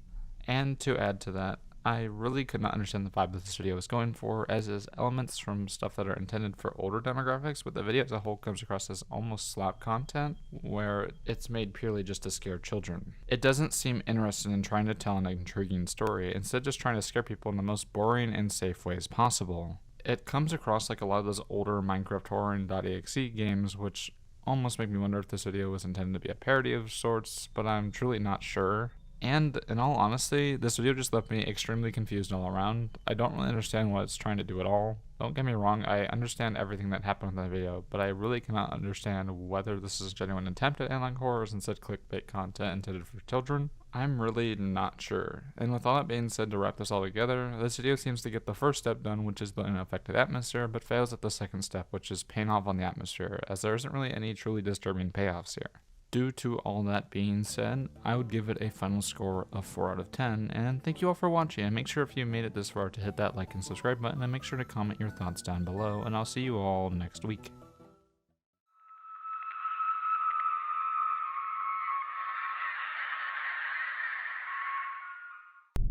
We've all probably seen a horror video or film using this trope. There's Smile, the Mandela Catalogue, Smile Tapes, UrbanSpook, and even the Walton Files to a certain extent. And if you know this media, you probably figured out what I'm talking about, but first off, a trope for anyone uninformed is a concept that is used throughout a genre or medium to the point where it's recognized explicitly as a pattern. However, like everything else, if it becomes overused, then it will become a cliche, which is more of an annoyance rather than a positive, and horror definitely has it a lot more than any other genres. Analog horror is no different, with many tropes and cliches being extremely prevalent within the genre, which I have shared my annoyance with on multiple occasions, but one trope annoys me over the others by far, and if you watch my videos in the past, you could probably guess which one it is.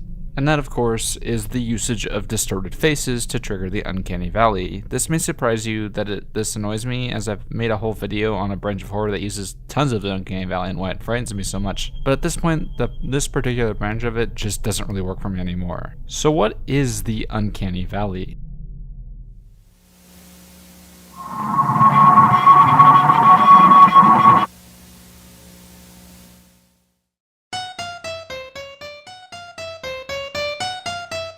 The uncanny valley is one of the main scare tactics you'll see in horror, as it's one of the few things within humanity that we all feel, as it seems to be sort of a defense system within our bodies. The uncanny valley is a feeling where we can tell that something appears to act, behave, and may even look like us, but something is slightly off or different about them, which causes a fear response. If you really want to frighten yourself, I pose this. Why exactly do we have this fear is not known. So maybe there was something in history that caused our brain to build this fear in order for us to survive. But what possible thing in our history could have caused us to have a fear of something that looks human, but isn't? But hey, that's just a possible explanation. Don't think about it too much if you don't want to. But the uncanny valley is extremely prevalent within horror and is by far one of the most prevalent tropes within the genre. Films like Invasion of the Body Snatchers and The Thing are built around that trope, as that fear of something looking human and not being human is so strong.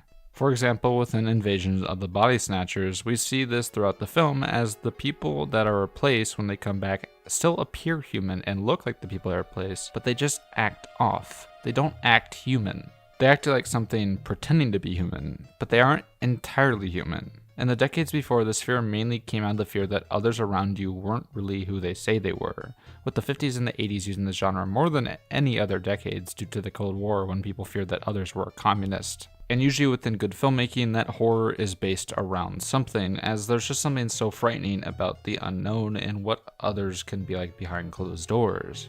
And usually the feeling is played off to show weird things about society as a whole and how everything can just feel off from time to time, and usually it can be done masterfully in examples like Invasion of the Body Snatchers and The Thing.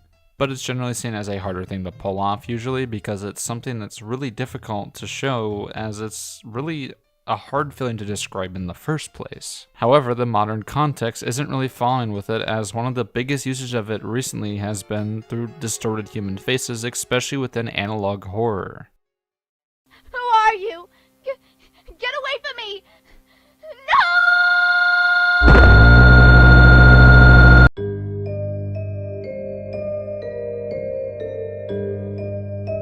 When I first found the original Mandela Catalogue, I thought it was an intriguing concept, and honestly, this scare and Overthrown actually somewhat got me the first time while watching.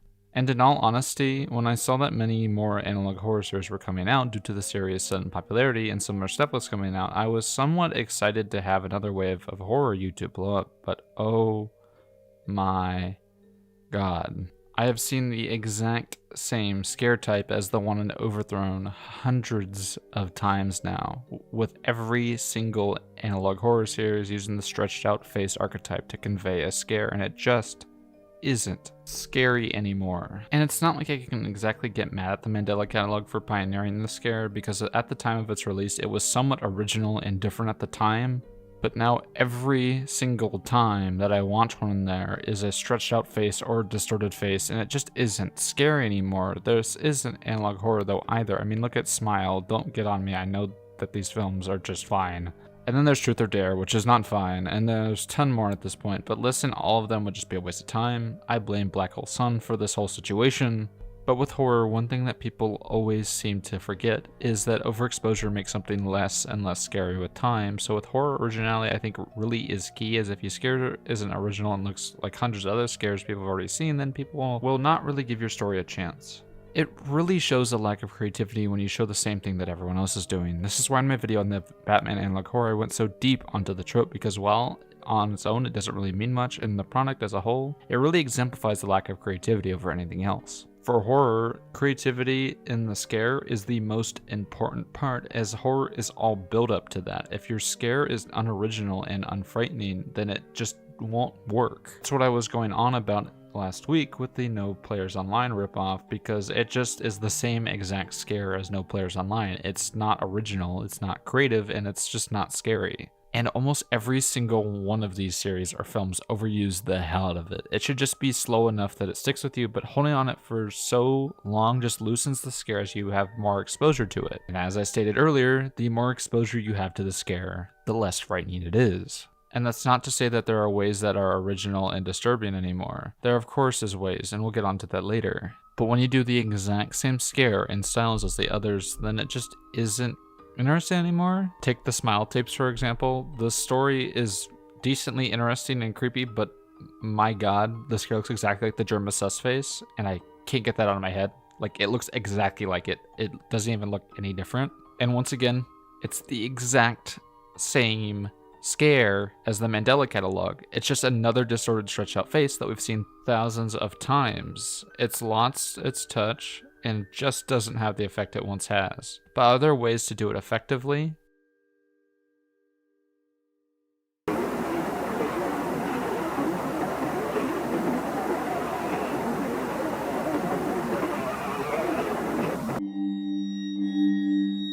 Now, despite the title of this section, this is not a how-to video. If you really want to learn how to do your own creepy and effective scare, then honestly, practice makes perfect. So if you want to make your own scare with a distorted face, get working on it and create something new and interesting. I cannot reiterate enough that practice makes perfect. If you want to make something, make it. It really will make a difference. You just need to keep practicing and you will create something original and unique. It's all just practice.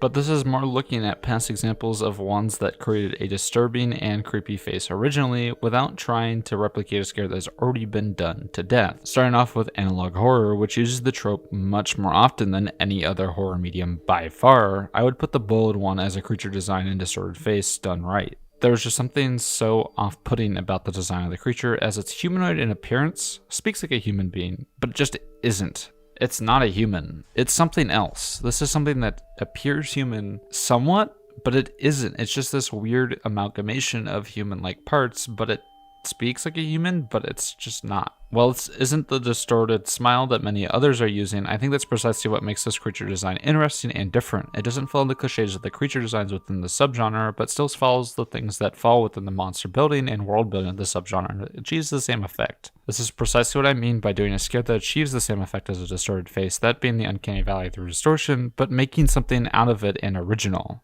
Then there's the Walton Files, which while many may be mixed in many regards to people due to its somewhat low production quality, which I really don't know what people expect. It's YouTube, not a multi-million-dollar production. Still does a good job at creating an original and disturbing facial distortion that achieves a similar effect by using its limitations to a great effect. See, due to its lower production quality, the faces that are shown, although they are portraying a human being, doesn't exactly look human. This is done to great effect as it makes the video uncomfortable from the get-go, rather than the atmosphere needing to build up around the scare as much. Then when the faces actually do start to get distorted due to them being killed and used within the animatronic, as we see the already uncanny valley faces becoming even more uncanny as I recognize them as human, but at the same time also can tell that they are not, just makes that scenes much more intense than they were before. And in all honesty, while at times I think the writing of the series can be somewhat lacking and the acting being interesting sometimes to say the least, I think the series is the best portrayal of said scare that I've seen thus far. It doesn't hold on the faces for so long that they lose their value, instead using it in rapid cuts to portray a horrific situation, and that's it. And I don't say that lightly, as there's really so many usages of the scare, as every single one of them seems to use it. Then there's the way that many films have used it correctly, with one immediate example that I've talked about at length before, but I really cannot emphasize enough, that being the I saw her face scare within The Ring. It's such a shocking and effective scare that it honestly sticks with you more than any of the other ones I talked about. It doesn't hold around for too long for your brains to fill in the gaps and find it less scary, instead being so fast that your brain can't even fully process it, letting your brain do the heavy lifting of filling in all the gaps, making it scarier than any filmmaker possibly could. That's what makes this face so scary. It still looks human, but at the same time it isn't, and that's what makes it frightening. As mentioned earlier as well, Invasion of the Body Snatchers does this archetype really well, with the ending being standout of this, as we see multiple people who are on the surface level appear human, but every single thing that they do just seems off. There's something inhuman about the way they behave, and your brain can't really figure out why, and that's what makes the final scare that much more effective. And with that all being said, I hope you enjoyed this video, and if you have, make sure to like and subscribe, and let me know in the comments down below your thoughts, and I'll see you all next week.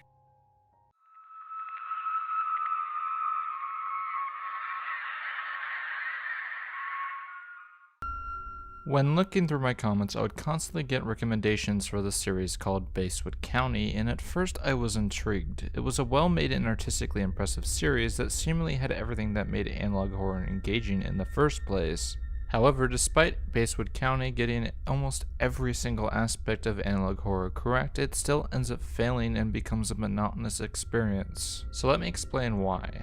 But before getting into the explanation, I just want to say thank you guys for the support I've been getting. Going from 300 subs to 3,900 in just over a year is crazy to me, and it's just crazy to me seeing all the support for the channel. And I just wanted to thank you guys all for watching, and for the people that are new, make sure to hit that subscribe button if you liked the video, and let's continue.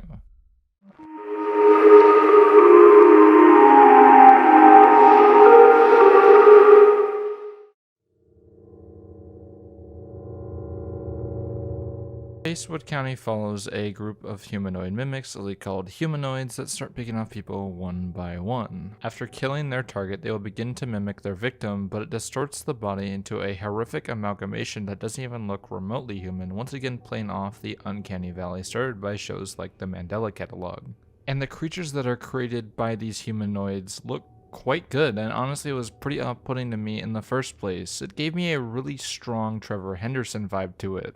And for those who don't already know, Trevor Henderson is known for creating things like Siren Head and the Cartoon Cat characters, and are known for their weird VHS lost footage style that analog horror has really been a close replicant to. A lot of the series seem to follow his style. UrbanSpook is another one that really does. And this series uses a very similar technique of combining real images with horrific humanoid amalgamations, but while the art itself is incredibly interesting and well done, the story just isn't. I already talked about it in depth last week, but I've just gotten so tired of the mimic trope that seems to have flooded analog horror, and this is no exception. There needs to be something else to make it interesting, and the story just doesn't do it. In fact, I would say the story is so insanely close to the Mandela Catalogue that I'm genuinely surprised when I see people say it's one of the most original ones out there. And while the artwork that is on display here is genuinely outstanding, it once again is the same exact stretched out face trope that we've seen hundreds of times now, and I discussed at length last week. And it sucks because there are parts of this where the scares are genuinely effective, such as in the episode Before You Sleep, when what appears to be the Baswood County killer appears on screen with the text asking if we are still awake. It's genuinely somewhat startling and works quite well, but the rest of the episode is exactly the same as what we saw in the Mandela Catalogue. And that is not to say that this is some sort of ripoff of the Mandela Catalogue, which I've seen get thrown around about this series constantly. It's not. I would honestly just say it's heavily inspired in the same way something like Sonic.uax is to Sonic.exe, where they follow a lot of the plot elements and use similar scare tactics, but are fundamentally different presentations from one another. Honestly, I would put it more into just an inspiration type of deal. It's not really a ripoff of more than anything. It can also even be considered almost a pseudo remake. But what really hurts Baswood County compared to something like Sonic.uax is that Sonic.exe is terribly made, while the Mandela Catalogue is widely regarded as one of the best things that analog horror has to offer. Because of that, with the weaker storytelling and presentation, what really is the point of watching Baswood County over the Mandela Catalogue?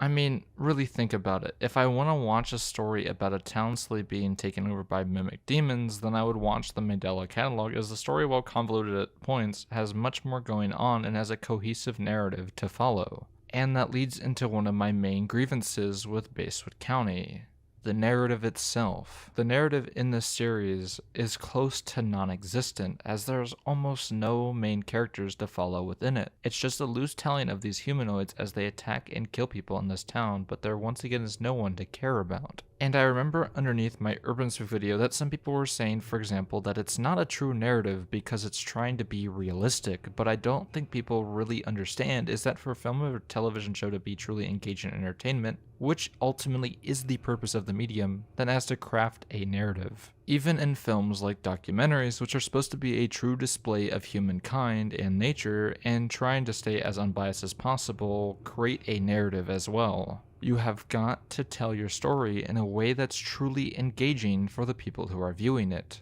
Telling a story where nothing happens and it is a never-ending loop of people finding the humanoids and getting killed by them isn't interesting nor entertaining. It's just boring and a waste of time in my personal opinion. I want to know more about the people and why I should care about them, while also learning more about the humanoids and how they work and what makes them as creepy as they are. A lot of these episodes can be removed in the grand scheme of things. They really don't add anything and are honestly just filler at this point. This series is so close to getting it, with amazing art and a concept that, while being done before, can be done in a new and interesting way, but as of right now that potential, I would say, has been squandered. I just want more, not a rehash of the same thing over and over again. This is the exact same issue I had with the Batman analog horror. It was rehashing the exact same storyline over and over again with absolutely no new things happening within them. I want the story to continue to progress, not stuck in this weird limbo that it's currently stuck in, and I get it. If the formula's working, then why bother changing it?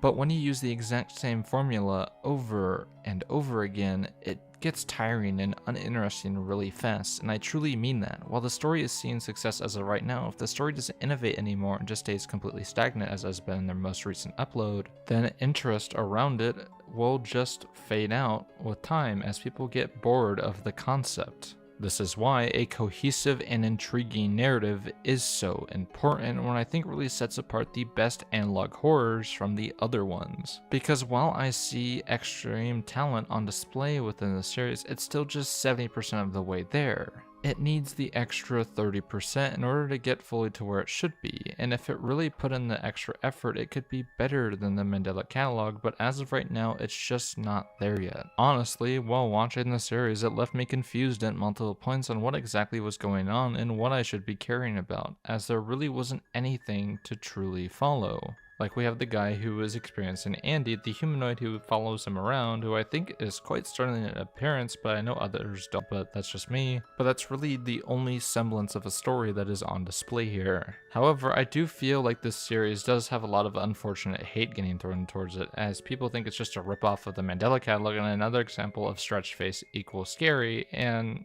while yes, it kind of is, I wouldn't discount it completely because of that. I think if we give this artist some time, they'll eventually work out the kinks and create something new and truly intriguing, and I have hopes that will be the case. Hell, even UrbanSpook redeemed himself slightly with this new episode, although I still have problems with it. It's way better than the ones before it. And I think there's many ways this series can be improved, and I don't think it's going to be stuck in a bad state that it is now. And I know sometimes people just think that I'm just a negative bitch who hates everything, but honestly, I truly want people to succeed. I can see tons of potential in this one, as the artwork that is on display here is genuinely incredible. And if it was put together with an even better story, it could just be one of the best analog horror series out there, but in its current state, it's just not there for me yet. Presentation wise, it's there, using a nice mix of live action, photographs, and the standard text screens that are commonplace within the genre, and the VHS format makes sense for the series somewhat, although like UrbanSpook, I do find myself occasionally questioning why exactly a PlayStation would be putting these all on tapes.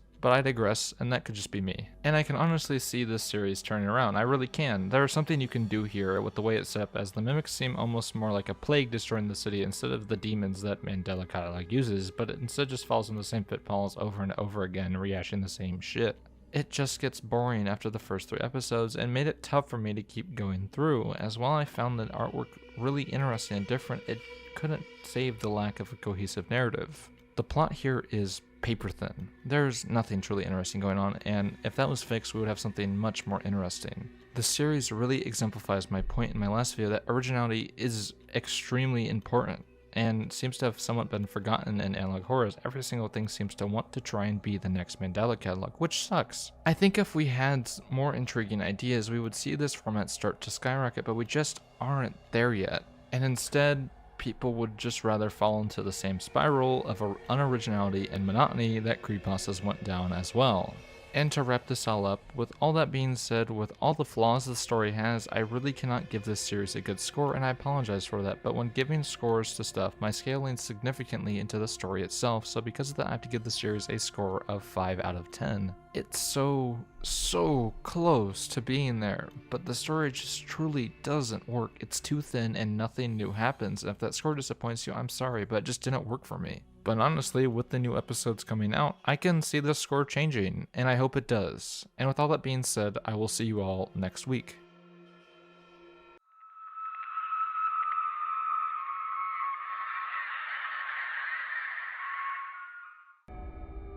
The Walton Files has always been something that's been on my radar ever since I've started covering analog horror, as it's always seemed to be sort of an outlier within the subgenre. Unlike a lot of the other analog horror series that I've covered, it has a more traditional approach to storytelling, conveying its story in a straightforward way rather than cryptic messages and text walls. It's almost fully animated, and with each episode it seemed to improve greatly as the animation quality went from super low quality, that was super low budget, to creepy and highly detailed rather quickly.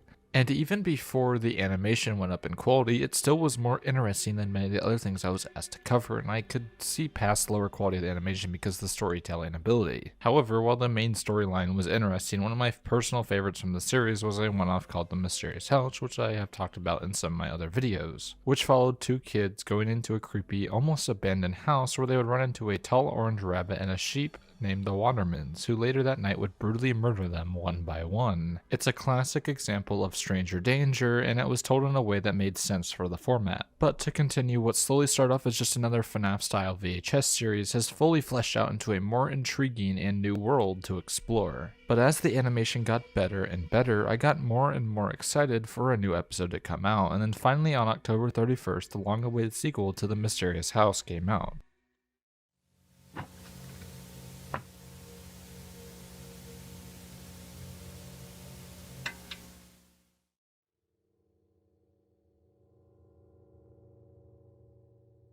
So before going into this section, seriously, spoiler warning, I will be doing a full recap here, so if you haven't watched it yet, then go watch it now. My video can wait. Go watch it, and then come back.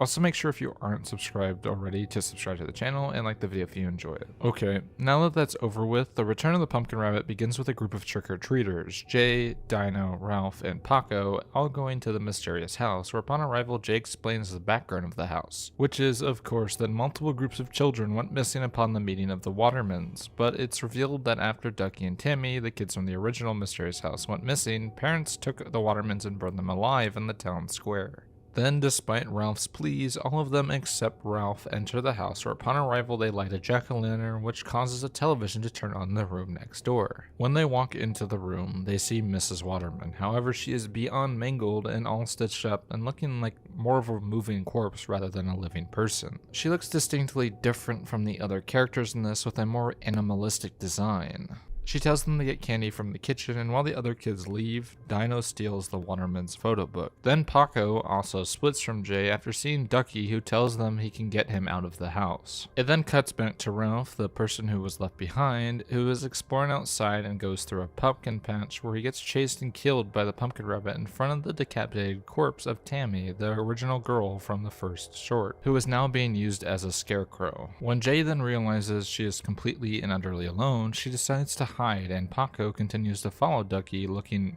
a bit different than he did before, to say the least. Upon following Ducky, we see multiple pictures of the missing children, and the room Ducky leads Paco into is in fact not an exit, but a bedroom. The same bedroom that he was in the original short. Ducky then says the same phrase that we have heard multiple times throughout the short. Mr. and Mrs. Waterman were very, very fast people. The song Hush Little Baby begins to play, and a hand reaches out from under the bed with the lights all going out and all the doors locking, leaving Paco all alone in the bedroom.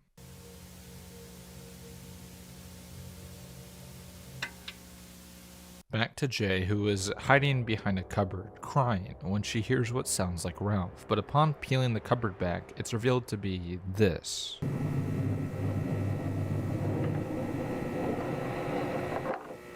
He then jumps after her and chases her, but she escapes after hitting him in the head with a mug. She runs into Dino, who shows her the book from the armchair, which is covered in photos of their previous victims, and a new photo is in there, one of their entire group as they are walking inside. The song When All the Saints Go Marching In starts playing, where they find a body of one of the missing kids playing the record, as well as another one strung up behind a door. Inside the kid's body they find a key. After that, one of the doors in the hallway unlocks with it, leading to a room with pieces of the missing children's costumes put on mannequins. Almost like each of the mannequins, each represent one of the Waterman's victims. However, unbeknownst to Jay, the pumpkin rabbit is in the room and repeats the phrase that is said multiple times, being, Mr. and Mrs. Waterman were very, very, very bad people. They then run away when they find the bloody disguise of Paco, which causes Dino to drop the book. The kids are then attacked by both of the Watermans, but Jay quickly knocks off his mask, revealing the disfigured and mangled face of the pumpkin rabbit, looking suspiciously more canine than bunny. Jay then burns the book, causing the mannequins to all come to life and rip the Watermans apart. The two kids then pass out before being woken up by her father, the police chief, who gets them back into his car. But before leaving, they see two mannequins, which appear to both look exactly like the two Watermans. The short then ends with them driving away, with the bodies and ghosts of the children watching them as they drive away, and the jack-o'-lantern they lit at the very beginning rotting away.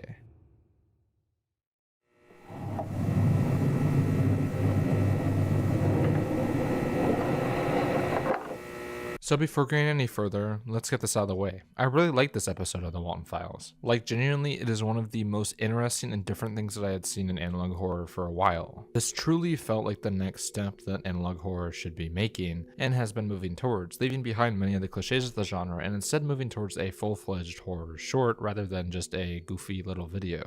Like, seriously, there's almost no moments in this of the short that are just black screens with white text, and honestly, what a breath of fresh air compared to some of the other stuff I've had to look at in the past few months. Instead, this essentially drags analog horror more so back to its original horror roots, having a structure not much more different than you would see in traditional cinema. But it still keeps that analog horror edge to it, with the style still leaning heavily into those that are common within the subgenre, with the plenty of weird disturbing faces and long scares. There's hardly any jump scares within this, and honestly didn't find myself startled at all, instead mainly just on edge while watching, as you could really sense the palpable danger that these kids had gotten themselves into. Then there's the story. It's a story we've seen 1,000 times in horror now. A group of friends go to a supposedly haunted and creepy house within a neighborhood, but there's something evil truly going on within it. This is something that's been done in horror for decades, but it does its own twist on it, coming across more supernatural than many takes on it, without leaning too far away from the lore that was already built up within the mysterious house. But unlike the Walton Files, this sticks to a more grounded approach, which I know is kind of funny considering the story involves zombie talking animals killing children and bringing them back to life in a satanic ritual, but you just gotta trust me on this. It's grounded in the sense that it's relatable. I know with living in suburban neighborhoods, you would always hear about the house in the neighborhood that was evil or haunted, and there would be tons of rumors surrounding it. And there also were tons of stranger danger stories you'd be exposed to as a kid, of children being kidnapped or killed to scare you into staying indoors, and this short does a good job in playing into all those.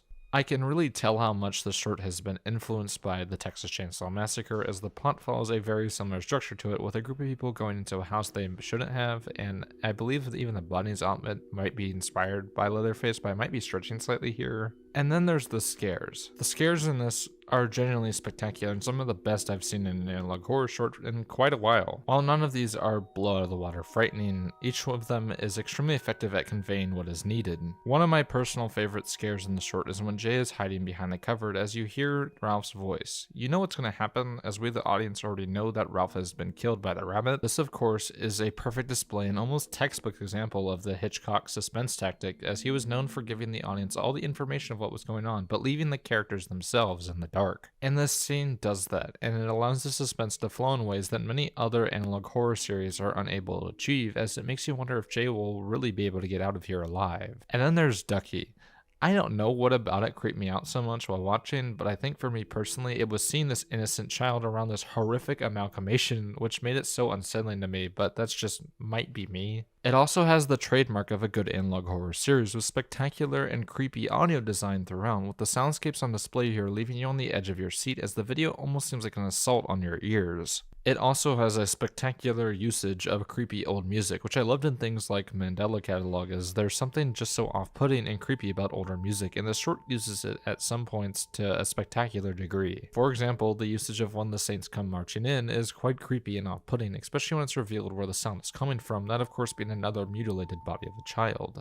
And speaking of the bodies of children, which is a funny anecdote to say, this short does exactly what I've been talking about in my UrbanSpook videos. It shows horrific and disturbing imagery, but it does it in a way that actually makes sense and doesn't really contrive and make it just edgy. This is exactly what I was meaning by you have to have substance behind it. There's a reason to care. But let's continue. The pacing of it is almost perfect, as it doesn't feel too short or too long, and seems to have just the perfect amount of time for telling the story that they were making. None of it really overstayed its welcome, and all of the scares were paced and dispersed in a way that made it feel like almost a haunted house attraction. Now, of course, this doesn't mean that it's perfect. It's not, of course, but nothing's perfect. While a lot of the scares were well executed, many of them were extremely predictable, and that might not bother anyone, but this is just something that bothers me personally. A lot of the setups for the scares had been done before, and so because of that, it made almost every one of the scares extremely predictable, but this is honestly just me nitpicking a bit and is more personal. I know some people are going to complain about the animation, but honestly, it doesn't bother me too much. Even the parts where it looks a little wonky, mainly because it feels like a style that would make sense in the era it's supposed to have been made in. The weird, almost stop-motion style feels very 80s in its aesthetic, and so honestly it makes sense to me in why it's designed that way, so it doesn't bother me too much. However, some parts of it are still a little bit wonky and not intriguing or original. Sometimes it comes across too much like Texas Chainsaw Massacre but for kids, and that can be a little annoying as it doesn't go all the way for me to be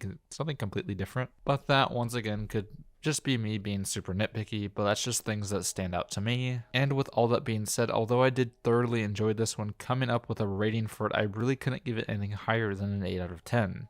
Mind you, this is my analog horror scale, which is much different than my scale for actual horror films, as those have much more to grade off of, so an 8 on this scale would translate to roughly a 7 or a 6 on my film scale, for reference for people who think this is too high of a score, and for the people who think this score is too low. Mind you, this is the second highest score I've given an analog horror video so far, behind only The Oldest View for reference. And with all that being said, I hope you enjoyed, and I will see you all next week.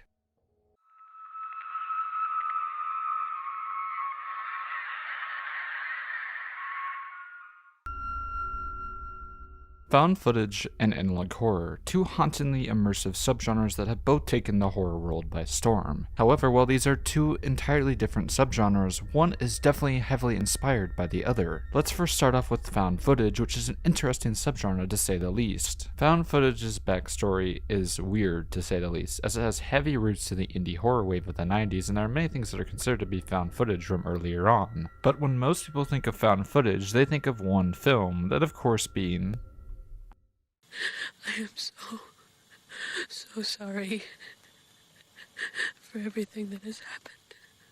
So what is found footage exactly? Found footage is a subgenre of horror which uses camcorders to make the film seem like lost footage from a group of friends to make it feel more realistic, essentially dropping you into the shoes of the cameramen themselves. Instead of watching from a distance, it allows the viewer to interact with the film even more, as we are seeing everything from their perspective. Then there's the Blair Witch Project. The Blair Witch Project probably doesn't need much of an introduction, as if you haven't heard of it, you may have just been living under a rock for the past 20 years. But for those who may not know, the Blair Witch Project follows three young filmmakers, Heather, Mike, and Josh, as they explore the woods of Burkittsville, Maryland in search of the Blair Witch for their documentary. However, while exploring, they get trapped in the woods and slowly get picked off one by the Blair Witch. It's a fairly simple film, made for only around $35,000 to $60,000. It's super low budget and not much truly happens in it. But this isn't a review of this film, so let's move on. What really made the Blair Witch stand out from many of its predecessors was its marketing. Unlike a lot of the other horror films on the market at the time, this film was advertised as 100% real. It even got to the point where multiple people thought the actors were actually killed during the filming, so flowers and condolence letters were sent to the families of the actors. And I mean, who can really blame them? Parts of the advertising were literally just missing persons posters with the actors on them. To many, it seemed to be legit. They even created a whole website where they had police investigations and more information on the Blair Witch legend, which, trust me, we will get back to later. Many other films would try to copy this, creating the phenomenon of found footage that we know today. But while the Blair Witch helped to create the genre, one film would really set it to become the behemoth it was in the late 2000s and early 2010s. That, of course, being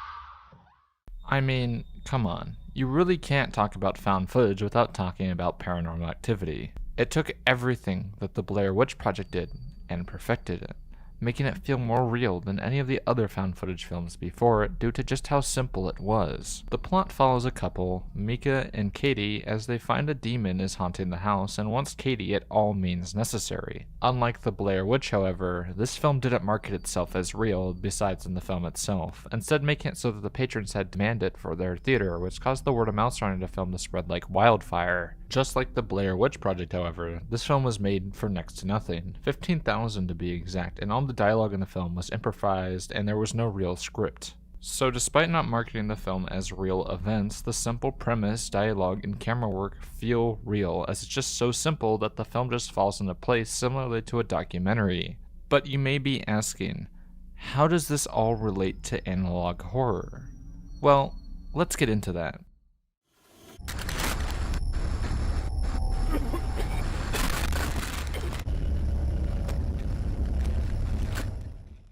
So analog horror has deep roots in the creepypasta fandom, and honestly it makes sense. Both are online forms of horror, so them having similarities just happens. But just like creepypastas, found footage has deep ties to the internet as well. Remember that website I told you to remember earlier? Well, that was a game of sorts. In fact, it's widely considered one of the earliest examples of ARGs on the internet, which has now become a staple of horror on the internet as well. ARGs also, for anyone who doesn't know, are alternate reality games, which in short is an interactive way of telling a story that combines real world and digital storytelling to narrate an alternate reality. It's often used with analog horror, with shows like the Mandela Catalogue using ARGs to build an immersive and fully realized world. And to add to that, we have all seen disturbing videos that have been found in the past that are truly real. I know for me personally, I've seen thousands of those damn Ring doorbell videos that creep the hell out of me.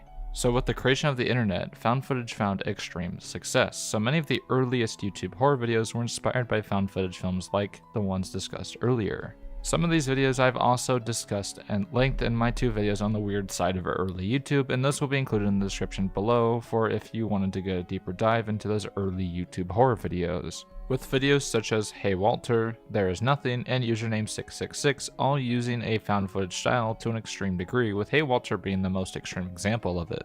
Then there's No Through Road, a video I haven't really talked about on this channel yet, but here goes. No Through Road follows a group of 17-year-old boys who were found dead in their car.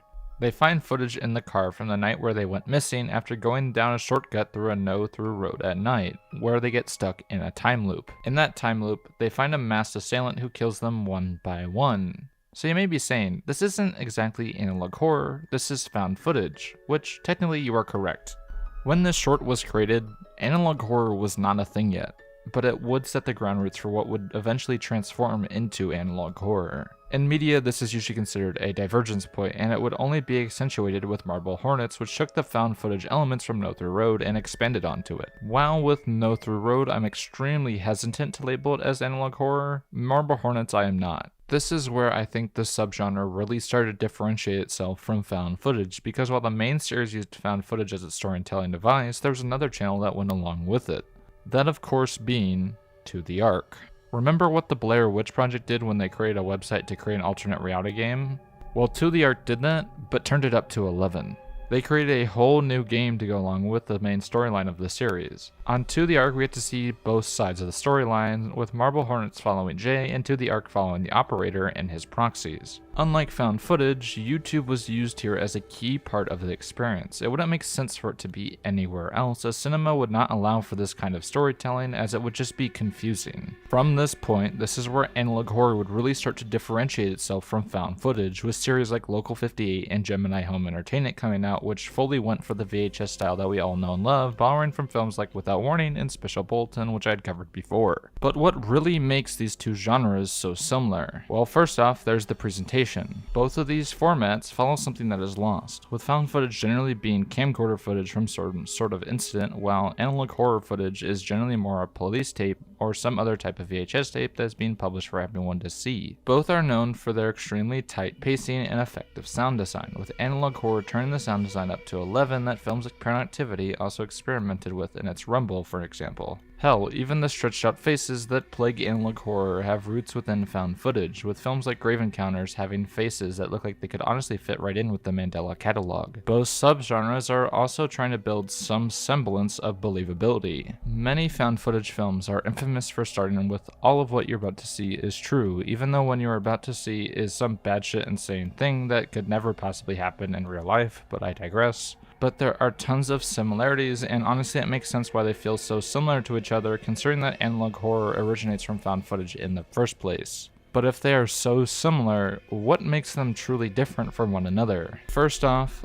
There's the scares, which analog horror is all about subtlety with its scares, rarely using jump scares or loud noises at all, instead focusing on much more Lovecraftian or creepypasta styles of horror. Analog horror is much more deeply rooted in internet culture than found footage is, as creepypastas are the heaviest influences on the stories by far, with many of the analog horror series also being based on creepypastas that came before them, even if some of those stories that they are based on kind of suck. And like creepypastas, a lot of the analog horror shorts focus on pre-existing IPs such as Godzilla, Sonic the Hedgehog, and unfortunately Batman. Found footage, however, is much more simplistic in most regards to its storytelling, only really focusing on a small group of teens due to the small budgets of the films in most cases. They are also usually much more cinematic in their storytellings, with many of the films going for cinematic camera angles and shots, which can be quite funny at times due to them being in super tense and disturbing situations, but for some reason want to get this staple camera angle. But honestly, that makes sense for the format, because unlike analog horror, these films are shown in theaters. This style makes sense for the theaters. Now that's not to say that there's no weird overlaps between analog horror and found footage. Take Kane Pixel's work for example. Many people argue about whether or not these videos are analog horror or rather just a found footage short, as it does elements of both with a VHS style that is common with analog horror, but also does the pacing and filmmaking style that is common within found footage. It can be quite confusing at times, and personally have found myself confused by it as well, but I hope this helps some of you guys with understanding some of the key differences between the two subgenres. And to end this off, remember if you are new to like and subscribe and leave a comment on your thoughts and whether you think I'm completely wrong or if you think I'm right here. Before ending this, however, I just wanted to say thank you to all the new people joining us and to all the people who have been on this journey with me for a while. Going from 500 to 5,000 in a year is crazy to me, and I just don't know what to say. Thank you all, and have a happy holidays. I'll see you all next week.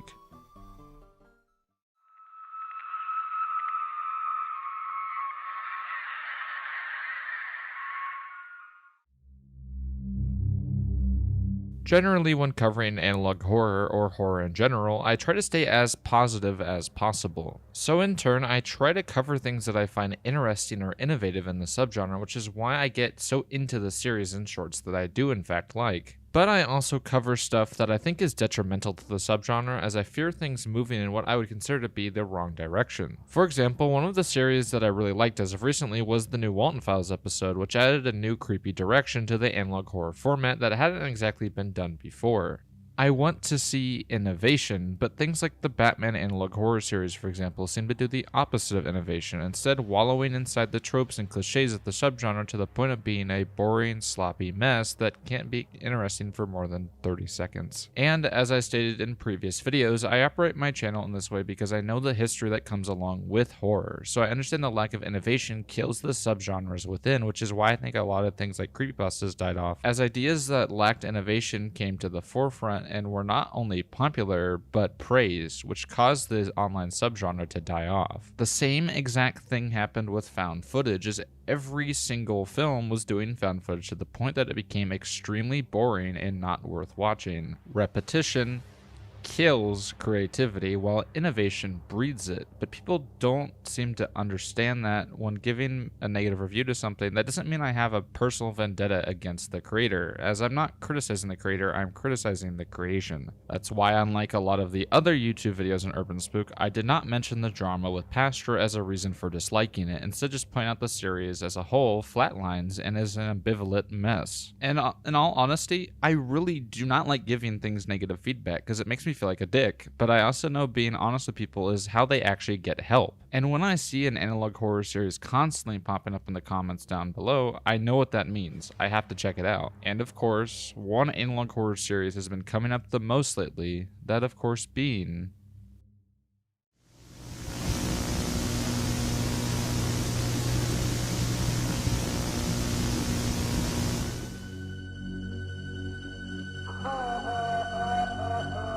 oh boy, is this going to be a fun one to cover. So for those who couldn't guess, this analog horror is just a recreation of the short kid story, The Little Red Riding Hood. For those who don't know the story, which is crazy to me, as I feel like everyone has heard it at some point, but oh well. The story follows a little girl named Little Red Riding Hood who is sent to deliver cake to her grandmother. Also, sometimes there's wine, sometimes there's not. It's one of those old folklore tales. While walking on the trail, unbeknownst to her, she is being stalked the whole time by the big bad wolf. She then eventually runs into the wolf, who asks about the food in the basket and what the delivery is for, which the girl explains that it's for her grandmother. The wolf then leaves and rushes to the grandmother's house, eating her and putting her clothes on to disguise himself as the grandmother to capture the girl. Upon arriving, the girl realizes that her grandmother has been replaced by the wolf, and the wolf then proceeds to eat the girl as well, ending the story. It's a classic stranger danger story, and this analog horror represents it pretty closely, despite making a couple of small changes, such as making it so that the wolf has slaughtered all the animal life within the area and having the wolf be more anthropomorphic. Changes that when I get to later, I'll explain whether or not I think they're any good, but that's later. But besides that, it's a pretty straightforward retelling, except it kills the mother at the end as well,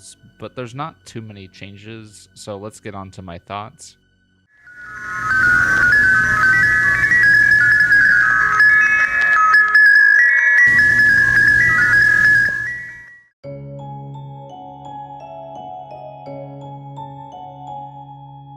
So I really tried to give this series a full chance. It's the biggest new analog horror series in quite a while, so I gave a hope that this would be something new and innovative. But, oh boy, was I completely and utterly wrong. But before going any further, make sure that if you aren't already subscribed to the channel, to subscribe and like the video if you enjoy it.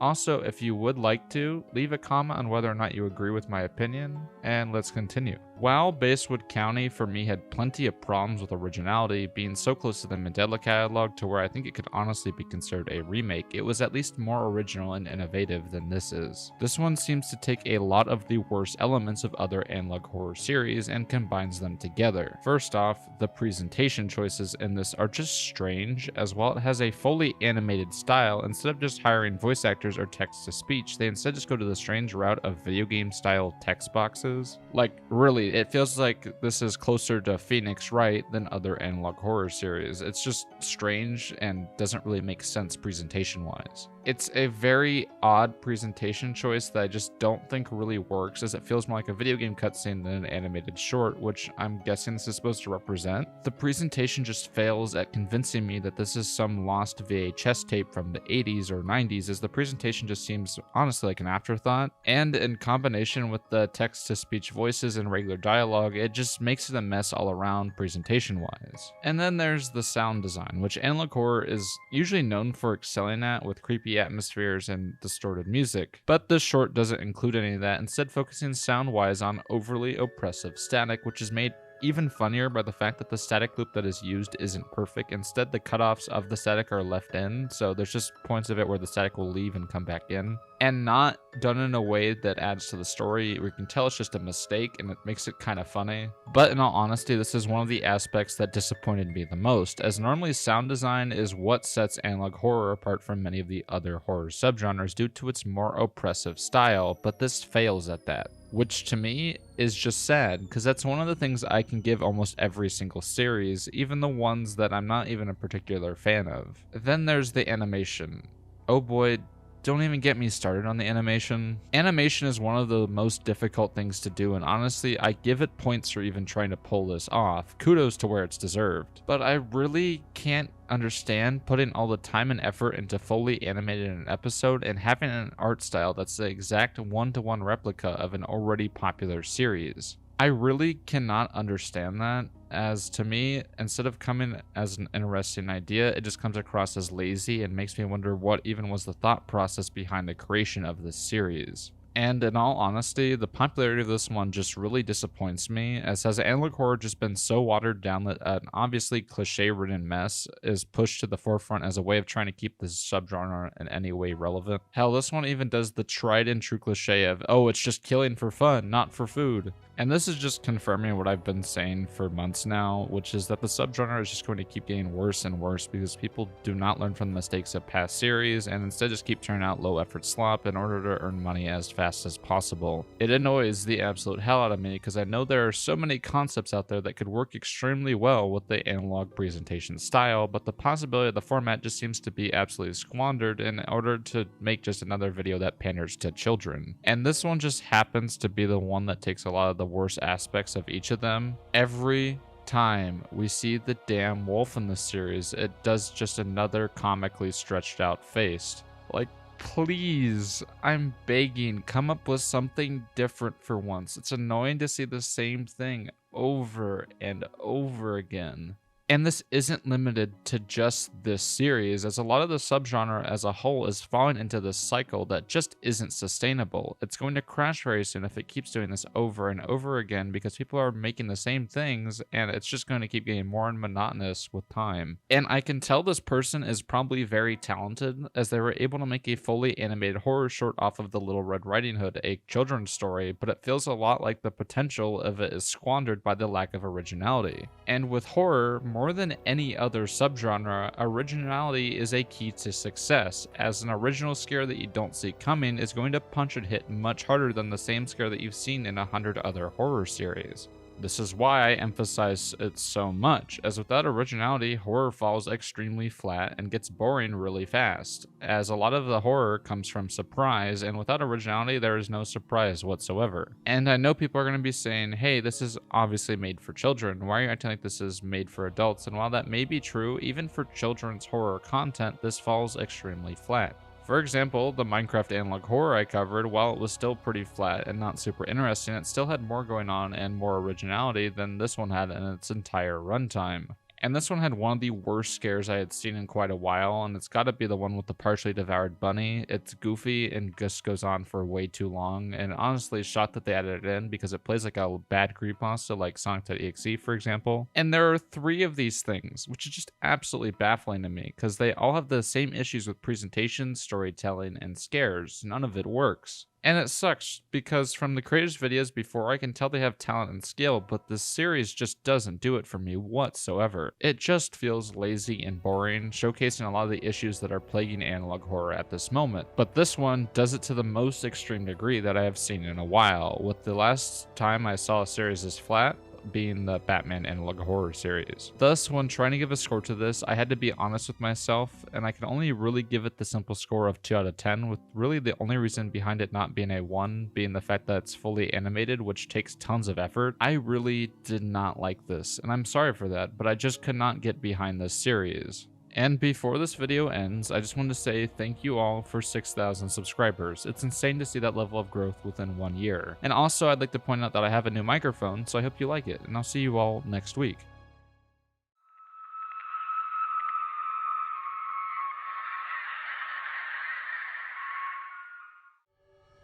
Over the past few months, I've been covering a lot of analog horror videos, and I've been having one thing keep coming back to my mind over and over again, and that being the question, is analog horror dying? On the surface level, it might seem to be an easy yes or no question, but what's going on here seems much more complicated than the question may suggest. I mean, as of recently, analog horror has been showing a lot of signs of dying, with many of the creators that used to be at the forefront now getting bored of the genre. Tropes have also started to become overused to the point of becoming cliches, and not really many new or original ideas. This seems to be something that we've seen time and time again, and it seems like analog horror is falling into these trappings more and more with each passing month. It also seems to be falling into the trap of using already famous IPs to tell their stories, which is not a bad idea in the first place. But a lot of analog horror creators seem to be using IPs as a crutch within their storytelling, as while they have a storyline to work with already due to the IP already having existing lore behind it, they don't flesh it out into something new and intriguing. Take the Batman analog horror and the Spider-Man analog horror, for example. These two series take an idea that could be interesting and take this with a grain of salt, but instead of making something new and interesting, they instead make it the tried and true cliche of what if the good guy was evil. Both Batman and Spider-Man have things that could work, work, as with Spider-Man you could have done something like, what if the spider mutated him further past the superhero we all know and instead turns him into some body horror monstrosity. And with Batman you could have done something interesting with some of the villains that are already in the lore, but neither of these series really do anything more than make the already existing characters bad guys. And frankly, it's just a sign of really lazy storytelling because they really don't have to change much here. And when storytelling like that becomes popular and the norm, generally that is seen as a big sign of decline within a subgenre. Once again, we've seen this style of decline happen before. Hell, I made a whole fucking video on the decline of creepypastas over time. But while storytelling has been showing a very clear decline within analog horror, these videos are still doing extremely well, with many of them still gathering hundreds of thousands, if not millions of views. So what exactly is going on here?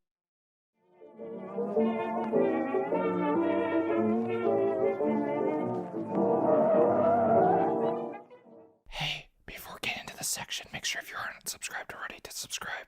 Okay, let's continue.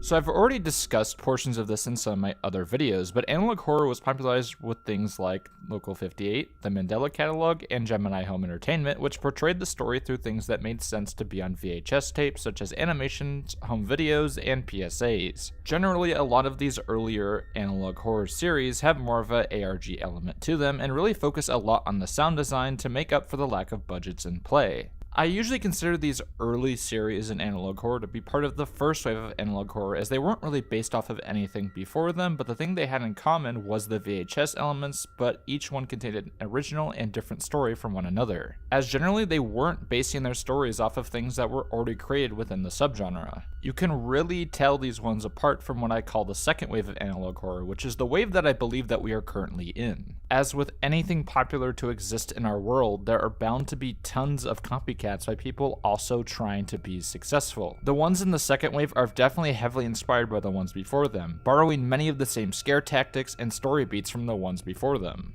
These are generally the ones that you see a lot more mixed opinions on, as generally they are much less original and way less intriguing than anything from the very first wave. But that's not to say that all of the ones from this era are unoriginal garbage, as things like Greylock also came out during this era, which shows that there still is some originality here. But this is also the same generation as the Batman analog horror and the Little Red Riding Hood analog horror, which are some of the most unoriginal and unintriguing horror stories that I've seen since the demise of creepypastas. And now let's get into the reasons that some people might think that analog horror is dying.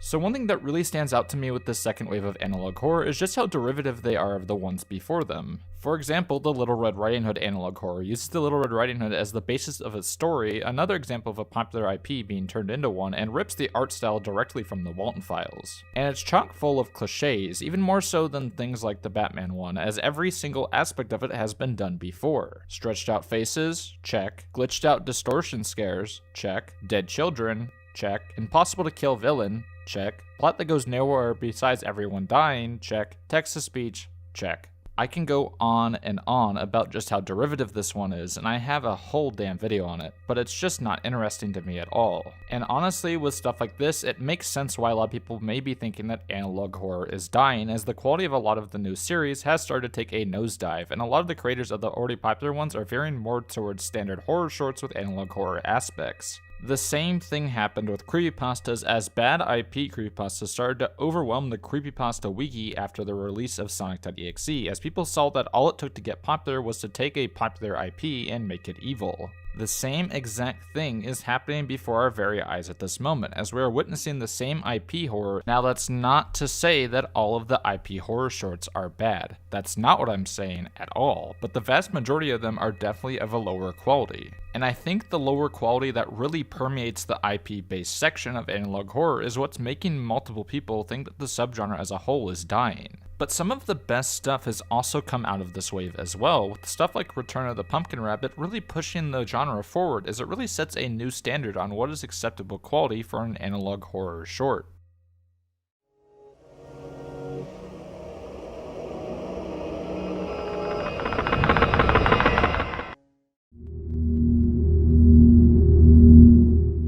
Then there's the other side of the spectrum that think that analog horror is alive and well, and anyone who disagrees with that is just a cynical asshole who has no idea what the hell they are talking about. They usually will point to things like Return of the Pumpkin Rabbit and Greylock as proof that analog horror is actually doing just fine, and that while some of the lesser quality ones are getting popular, people are over-exaggerating just how bad the issues are. I saw this excuse a lot on my Batman analog horror video, where people got all up in arms about me giving a low score to the series. I think a lot of this mentality towards analog horror comes from the fan base of it primarily being of a younger demographic, as well as the tons of reaction YouTubers calling the next big series the scariest thing ever made. And I see where they're coming from. Many of these analog horror shorts are still getting hundreds of thousands to millions of views. It surely isn't dying in its viewer base like the other side may make you believe. They usually just see it as an early stage in the subgenre's infancy, and that it will surely get the kinks out with time, and it has happened in the past multiple times where a genre that was starting to stagnate had a huge innovative work that changes the way we see it as a whole. But while I agree that a lot of this can be attributed to growing pains within the subgenre, I think ignoring the very clear signs of decline is just as annoying as the cynical naysayers who think hell is freezing over. But let's get into my final thoughts on what I think is truly happening here in the first place. That's not a person. What is that? That is not a fucking person!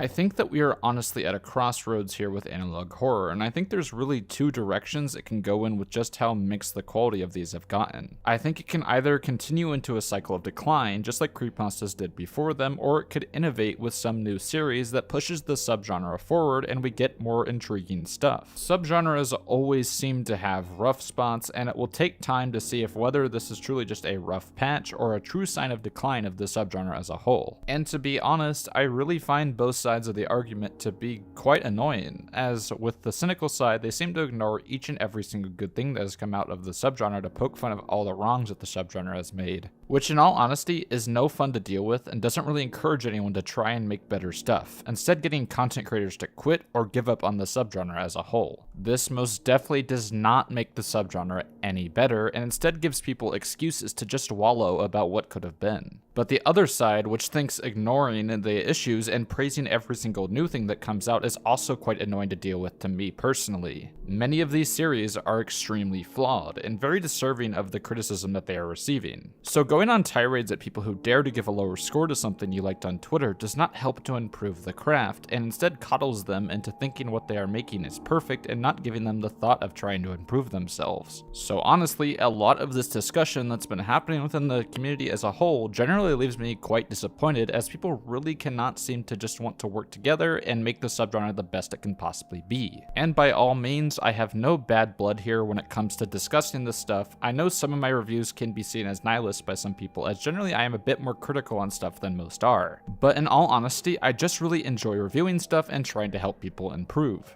And if we just wanted to stagnate forever, we would be in the exact same situation we were in with creepypastas. And if you enjoyed this video, make sure to subscribe to the channel and remember to leave a comment on what your personal thoughts are about the current state we're in, and I'll see you all next week.